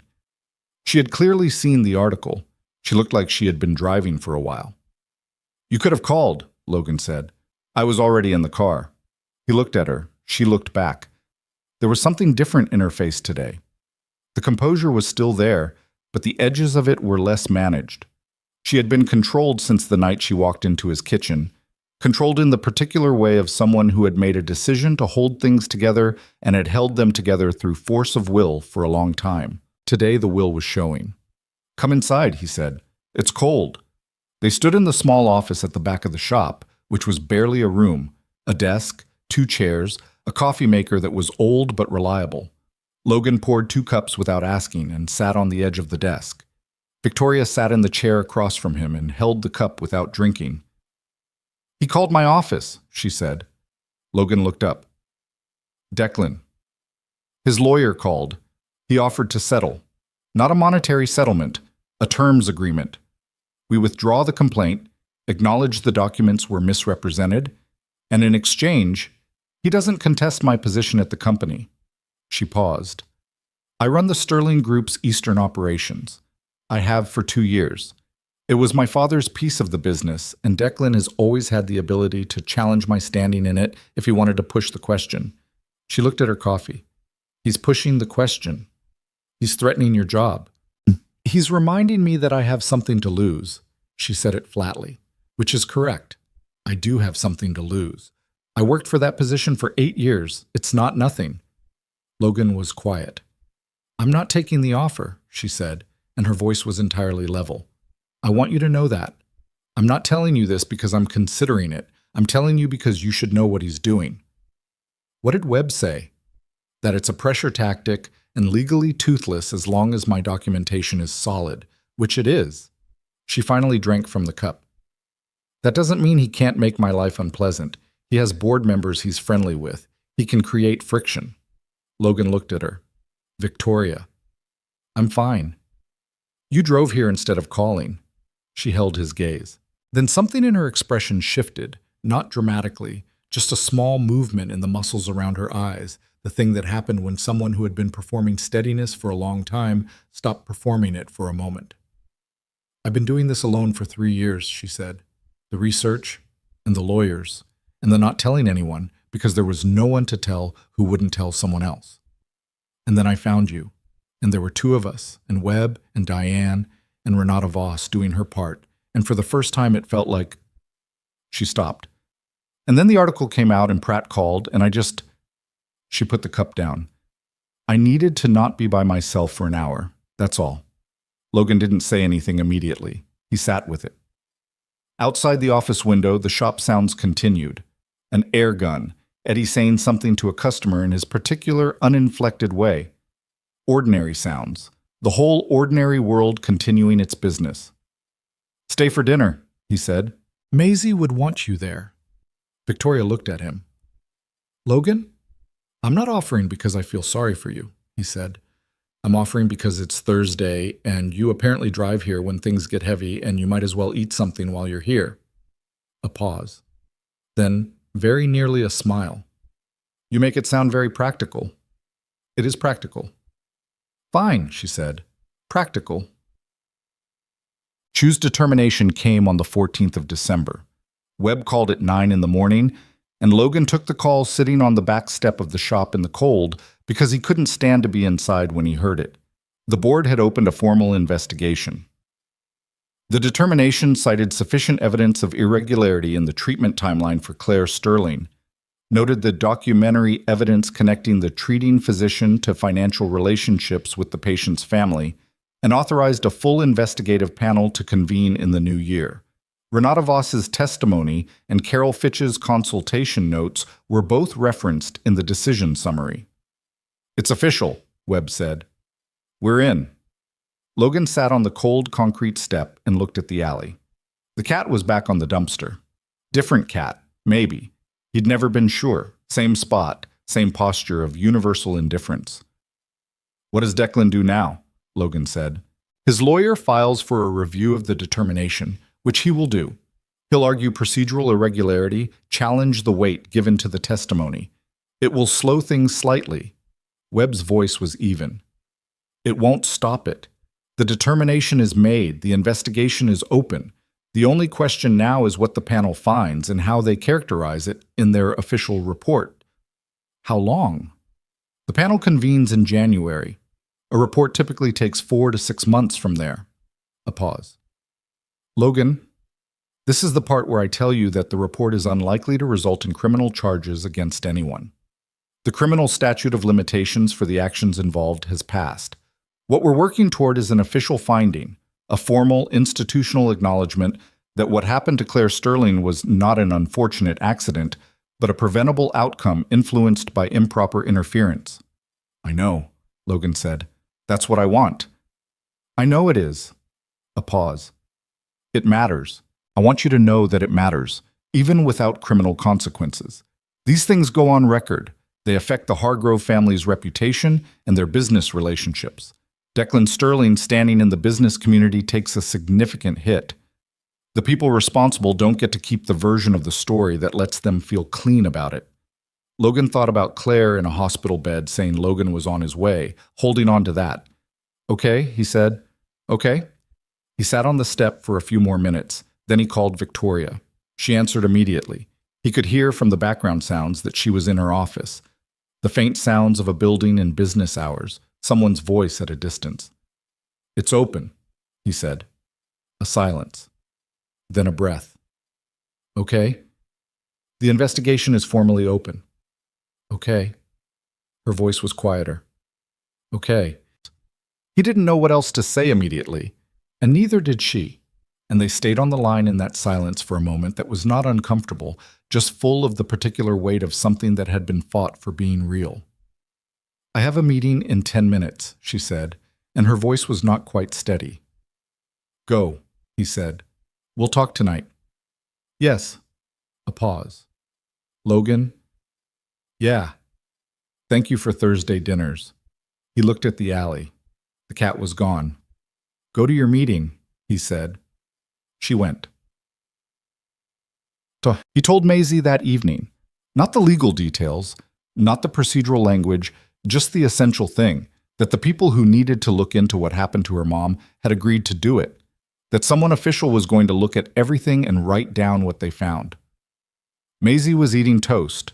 It was one of her irregular dinner requests, toast, and a specific cheese and sliced apple, which Logan had stopped arguing about, and she looked up at him when he said it. Is that good? She said. Yes, it's good. She nodded, considered her toast, took a bite. Then, does Victoria know?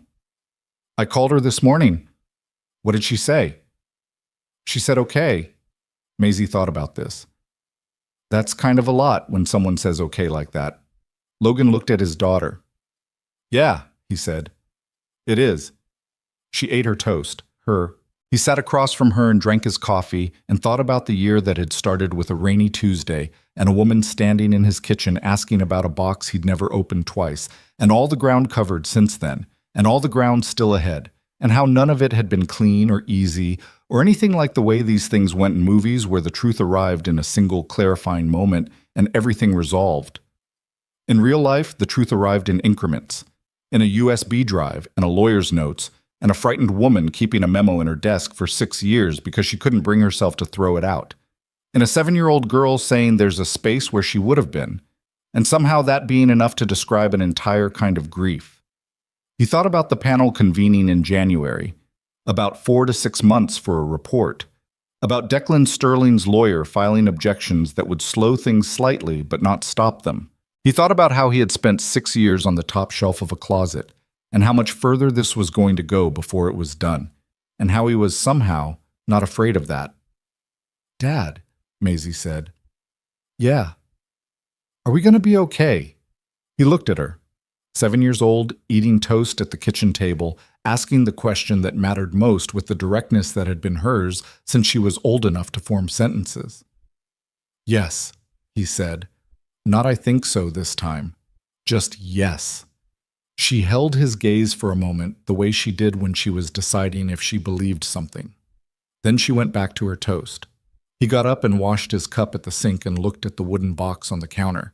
Claire's bracelet was still inside it. He thought about taking it out and doing something with it. putting it somewhere more visible, giving it to Maisie someday, finding it a better place than the inside of a box that had spent 6 years in a closet. Not yet, but soon.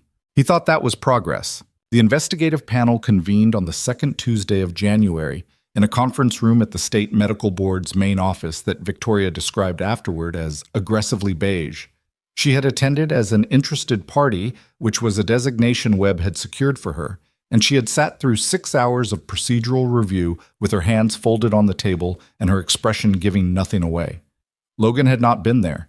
He had been at the shop, replacing a transmission on a pickup truck, which was the kind of work that required sustained attention and left limited room for his mind to run its own parallel proceedings. Eddie had known better than to talk to him. At 2 in the afternoon, his phone buzzed with a text from Victoria. Day 1 done. They're taking it seriously. He had read it 3 times, put his phone back in his pocket, and finished the transmission. The panel met 4 times over the following 6 weeks. Webb attended each session. Diane attended 2. Renata Voss testified in person on the 3rd meeting, which Webb described as the pivot point, the moment when the panel stopped looking at the case as a documentation exercise and started looking at it as a story about what had actually happened to a specific woman in a specific hospital in the care of people who had been influenced by things that had nothing to do with medicine. Logan got a call from Webb on a Thursday in late February. The panel has reached preliminary conclusions, Webb said. The formal report won't be issued for another 3 to 4 weeks, but the chair communicated to me informally that the findings are significant. Significant how? The panel concluded that the treatment delay in the first 48 hours of Claire Sterling's admission was not consistent with standard of care protocols for her injury classification.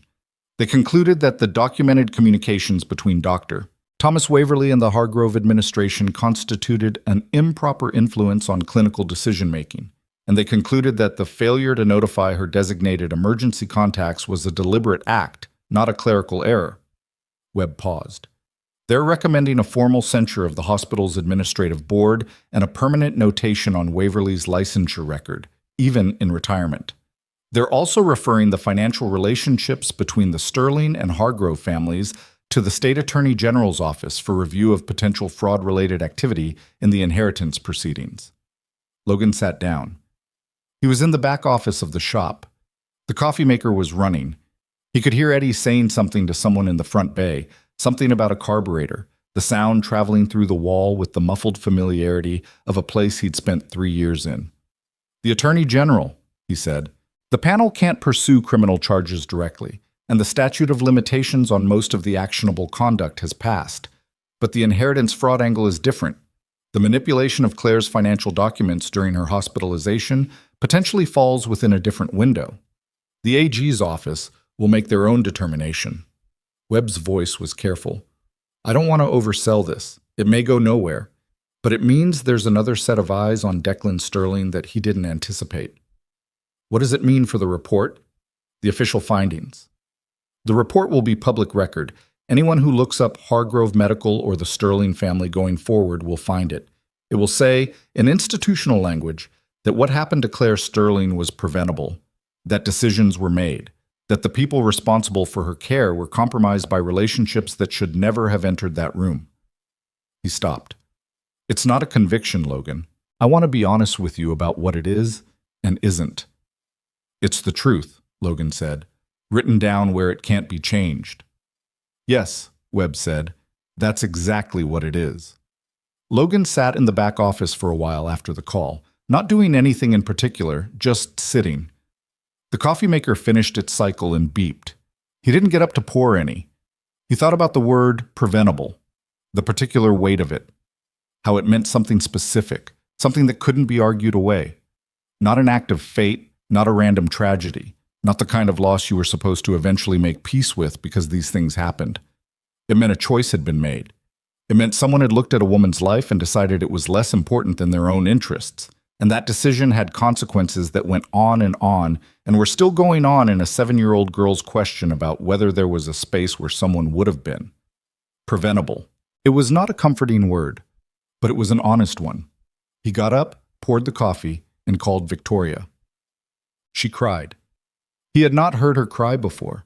He had seen her hold things together under pressure that would have broken most people, had watched her sit in rooms with lawyers and board members and say difficult things in a level voice and not give an inch. And now, on the phone in her apartment on a Thursday afternoon in February, she cried. Not loudly, not dramatically, just the quiet and unmistakable sound of someone who had been holding something for a very long time and had finally been given permission to put it down. He didn't say anything. He just stayed on the line. After a while, she said, "I'm sorry. Don't be. I told myself I wouldn't." She stopped. 3 years, he said. "You're allowed."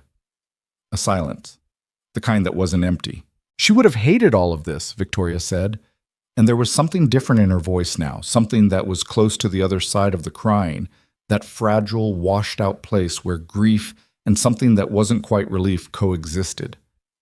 The panels and the reports and the legal language. She would have found it unbearable. She just wanted to live her life. A pause. She wanted to come back to Portland and finish her project and argue with you about coffee.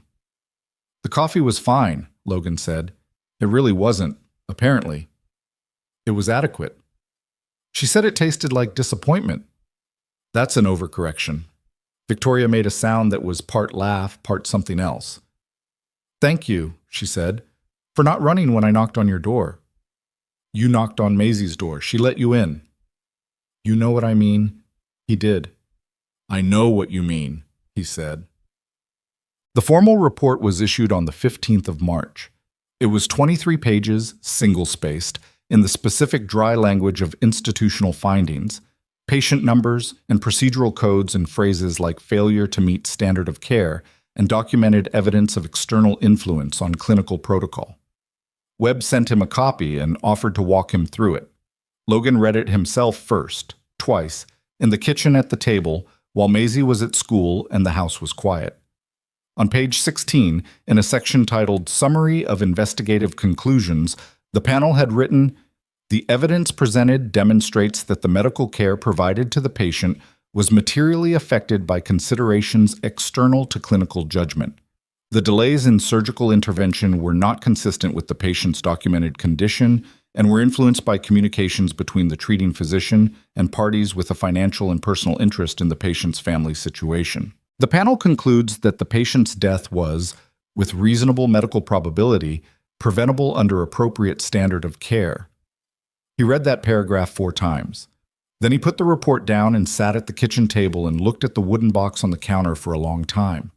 Claire's bracelet was in there. Her letters, her photographs, her keepsakes. The last physical pieces of a life that had been interrupted before it was finished. He thought about what it meant to get something like this. Not justice, exactly. Justice was a word he had decided early on not to build too much on, because justice implied a symmetry between harm and consequence that rarely existed in the real world. What this was something more specific and in some ways more durable. It was the record, the official, permanent, publicly accessible record that said, this happened, this was real, this woman's life mattered, and the people who treated it like a variable to be managed were wrong. Claire had known something was wrong. She had written it down in a borrowed room, in the fragments of time available to her, and sent it across a distance to the one person she trusted to keep it. She had done what she could with what she had, which is what people actually do in the hardest situations. Not heroics, not perfect plans, just the stubborn refusal to let the truth disappear without a fight. She had been 29 years old. She had been building a life she had chosen for herself. She had sent a box of documents and a letter to a man who didn't throw things away. And she had been right about him, and that mattered in ways that were not legal or official or measurable, but were nonetheless entirely real.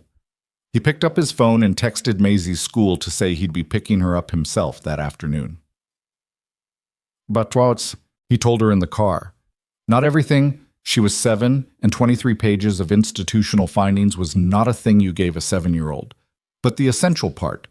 He told her that the people who had looked into what happened to her mother had finished looking, and that they had written down their findings, and that what they found was that the doctors who were supposed to take care of her mom had not done their jobs properly, and that it had been officially recognized and recorded. Maisie was in the back seat with her backpack on her lap. She was looking out the window. So it's done? She said. The investigation is done. There might be more legal things with other offices, but the main part, the part that says what happened, that's done. Does the paper say it wasn't an accident? It says the accident was real, but what happened in the hospital wasn't handled right, and that it could have gone differently. Maisie was quiet for a moment. Does it say her name? He thought about that. In the official version, it uses a patient number, but the record is connected to her real name. Anyone who knows to look will find it. So people will know who she was. Yes. She was quiet for a while. They drove through the afternoon traffic, school zone lights, crossing guards, the ordinary congestion of a Tuesday in a city. I want to read it, Maisie said. Someday, when I'm older. You can. Will you keep a copy? Yes, he said. I'm not going to throw it away. She looked at him in the rearview mirror. He caught her eye. There was something in her expression that was older than 7 and probably had been for a while. Okay, she said. Declan Sterling did not go quietly. Gerald Pratt filed 3 separate objections to the report's findings over the following month, each one challenging a different aspect of the panel's methodology. All 3 were reviewed and rejected. The State Attorney General's office opened a preliminary inquiry into the inheritance proceedings, which Pratt also challenged, and which was still ongoing. In the end, Declan Sterling received a formal written censure from the State Business Oversight Board for his role in manipulating Claire's financial affairs during her hospitalization. It was not a criminal charge. His attorneys made sure of that, but it was on record, permanent and public, and it cost him 2 commercial partnerships that had been in negotiation and 1 board seat that his partners quietly asked him to vacate. Russell Hargrove's family settled a separate civil complaint, brought by Webb on Victoria's behalf, without admitting liability. Webb had told them not to expect much from it financially, and they hadn't. The money wasn't the point. The acknowledgement, however indirect, was. Thomas Waverley, retired in a house somewhere on the coast that Logan didn't know and didn't need to know, had a permanent notation on his professional record stating that his clinical judgment had been compromised by external influence. He would never practice again regardless. But somewhere in the official record of his career, the truth existed, attached to his name. It was not perfect. Nothing about any of this was perfect, and Logan had stopped expecting it to be somewhere around the 2nd month of January when he had realized that the gap between what he wanted, which was something close to reversal, to restitution, to time operating differently than it did, and what was actually possible was not going to close. The gap was real. It would always be there. But you could build something in the space that remained. People did, all the time, without anyone making it easy for them. Victoria's position at the Sterling Group was challenged in April, as Declan had threatened. She spent 2 weeks in a boardroom situation that she described to Logan in brief, clipped summaries, and which sounded exhausting and unpleasant, and like the specific kind of fight that required you to be correct in every detail, because the other side was counting on you to slip. She did not slip. Her documentation was clean, her standing was legitimate, and the challenge failed. The night it was resolved, she came to dinner without being asked, showed up at the door with a bottle of wine and the expression of someone who had been holding herself very straight for a long time and had just been allowed to stop. Maisie opened the door, took one look at her, and said, "You look tired." "I am tired," Victoria said. "Dad made stew. It's good tonight." A pause. "Sometimes it's not as good, but tonight it's good." Logan, from the kitchen. "I can hear you." "I know," Maisie said, entirely untroubled. They ate dinner together in the way that had become, over the preceding months, the most ordinary thing. The 3 of them at the kitchen table, with Maisie driving the conversation in the zigzag way she always did, moving from school to something she'd read to something she'd wondered about to a hypothetical question about whether ants had preferences. Victoria answered all of it with the directness that Maisie had liked from the start, the quality of treating her like a person with thoughts worth engaging rather than a child to be managed. After dinner, after Maisie had gone to bed, they sat at the table with what was left of the wine and the quiet of the house, and Victoria said, "I've been thinking about moving, getting a proper apartment, not the short-term place, something with more than 1 room." "In the city?" Logan said. Near the city. There's a neighborhood a few miles north that I've been looking at. She turned her glass slowly. I want to stay close. For Maisie. And… She stopped. And? He said. She looked at him across the table. No composure as defense, no careful management of what her face was doing. Just Victoria Sterling looking at Logan Pierce at a kitchen table at 9 o'clock on a Thursday in April.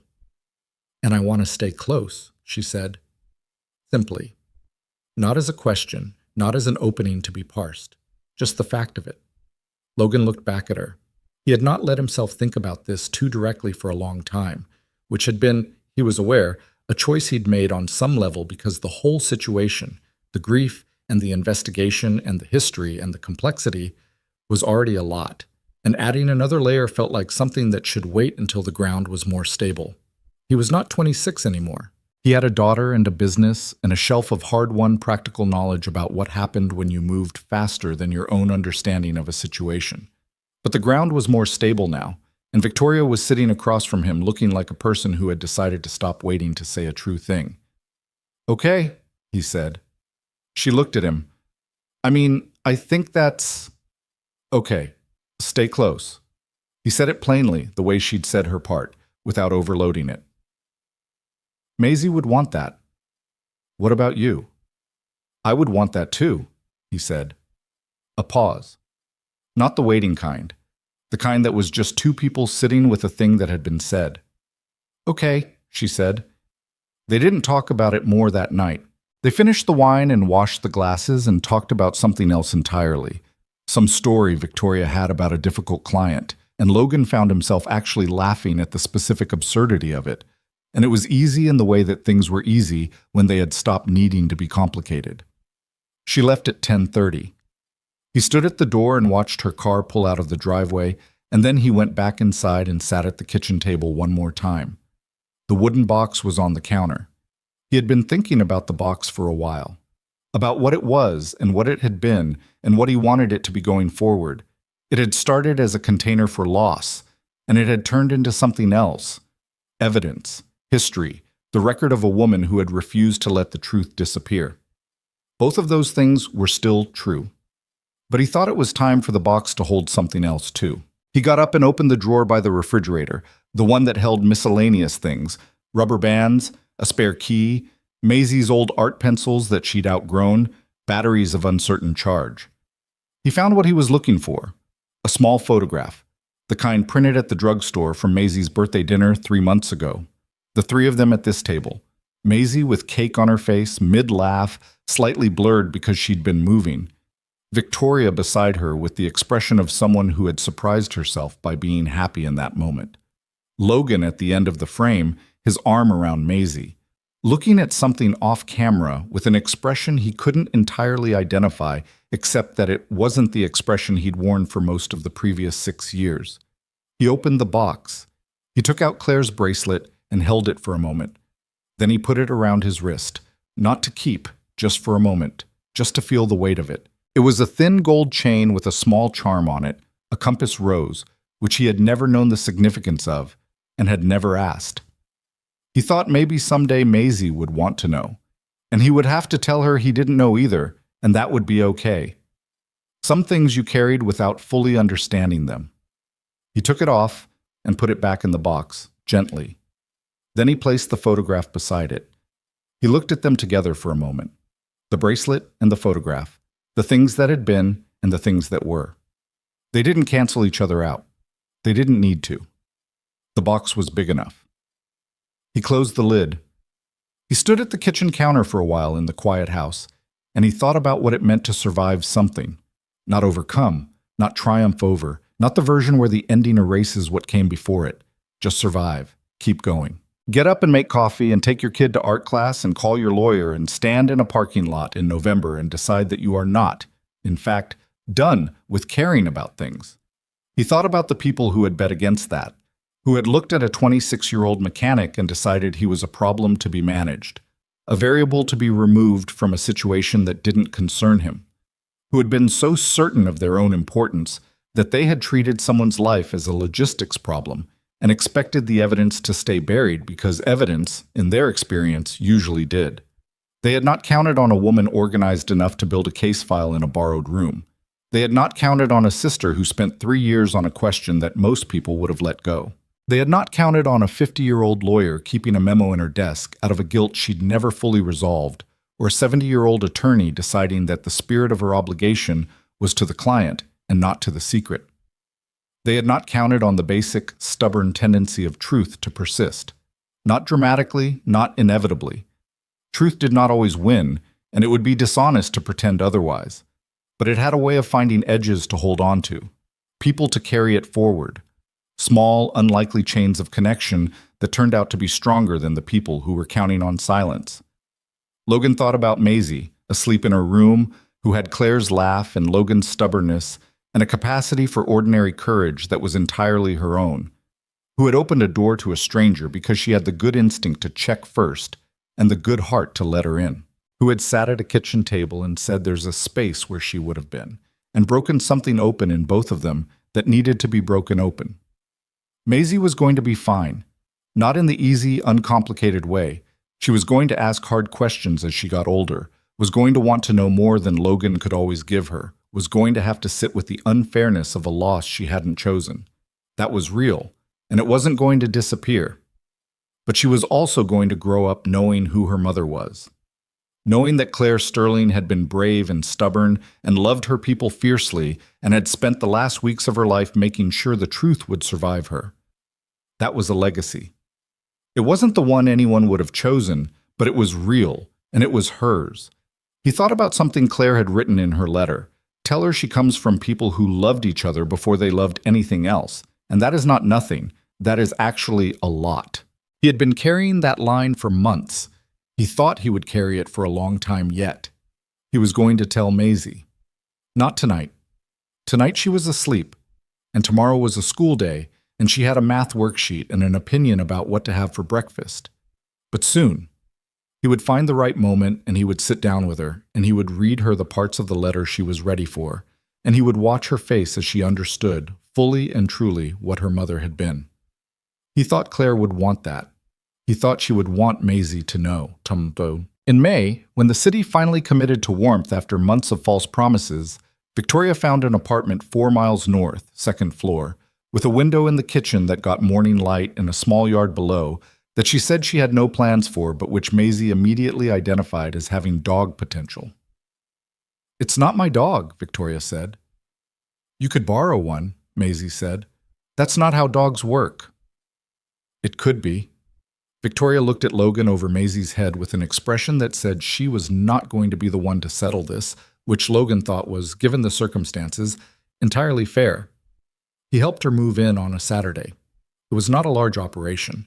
She had lived in a furnished short-term apartment for 6 months, and her actual belongings were minimal, but there were boxes and a few pieces of furniture and the practical business of getting things into rooms, which took most of the afternoon. Maisie helped by deciding where things should go and offering opinions that were not always solicited. At the end of the day, when the boxes were in and the furniture was placed and they were sitting on the floor of the empty living room eating pizza from boxes because there was nowhere else to sit, Maisie looked around the apartment with the assessing expression she wore when she was forming a comprehensive opinion. "I like it," she said. "Good," Victoria said. "You should get a plant." "I'll consider it." "A big one. For the corner."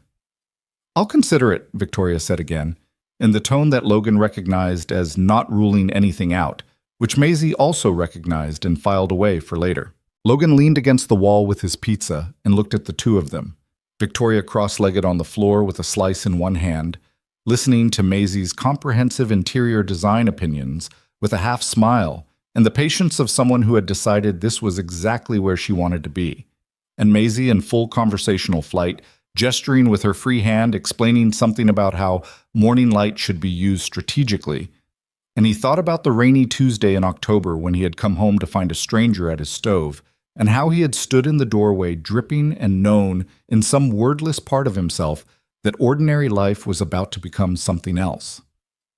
He had not been wrong, but something else had turned out to be not destruction, but expansion, a widening of what he understood the shape of his life to be. He had not expected that. He had not been looking for it. But then, The things that actually changed you rarely arrived when you were looking. There's something that nobody tells you about grief, which is that it does not end. It changes form.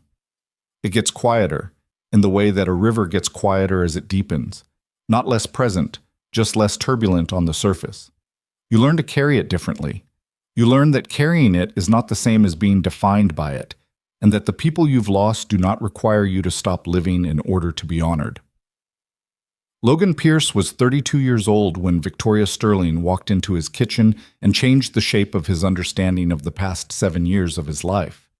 He was 33 by the time the last legal proceeding concluded, and the final report was a matter of public record. In that year, he had learned things about cruelty and courage that he would have preferred not to know, and things about the persistence of truth that he was grateful to have been shown. He had not become a different person. He was still someone who fixed things with his hands and read more than most people thought mechanics did, and had a stubborn streak that his daughter had inherited, and couldn't parallel park without 3 attempts. He was still someone who woke up some mornings with the weight of it, the what might have been, the 2 months he hadn't known, the hospital room he would never stand in. He did not think those mornings would stop entirely, and he had stopped expecting them to, but he had also stopped living with his best self locked away on the top shelf of a closet. He had stopped treating his own life as a holding pattern. He had let someone in, let more than one person in the ways that counted, and the walls had not fallen down. Maisie turned 8 in June. They had a party in the backyard. Priya and 4 other kids from school, a slightly lopsided cake that Logan had made from scratch on the basis of overconfidence, and Victoria showing up with balloons that were slightly too many for the space and a look that said she knew it and had bought them anyway. Maisie ran between her friends and occasionally came back to the table to report on events as if Logan and Victoria were a joint receiving station for information. At one point, she ran over specifically to say to Victoria, "The balloons are perfect," and then ran back before anyone could respond. Victoria looked at Logan. He looked back at her. Neither of them said anything. Neither of them needed to. Later, after the kids had gone home, and Maisie was inside watching television with the dazed contentment of a child at the end of a good day, Logan and Victoria sat in the 2 mismatched chairs he kept on the back porch in the mild June evening, and he thought about things that had been lost and things that had been found, and the difference between them, which was sometimes smaller than you expected and sometimes larger. He thought about what it actually meant to choose to live fully when you had been given 1,000 reasons to stop trying. He had met people over the years who had let grief calcify into a permanent wall between themselves and anything new, and he had understood them, had felt the pull of that himself. The way that staying closed was at least predictable. The way that never letting anything matter too much meant never having it matter when it was taken. He understood the logic of it. He just didn't think it worked in the end. He thought it was a way of dying slowly while remaining technically alive. Claire had not done that. She had chosen, right up to the end, to believe that the life she wanted was worth fighting for. She had built a case file in a borrowed room. She had sent a box to a man she trusted.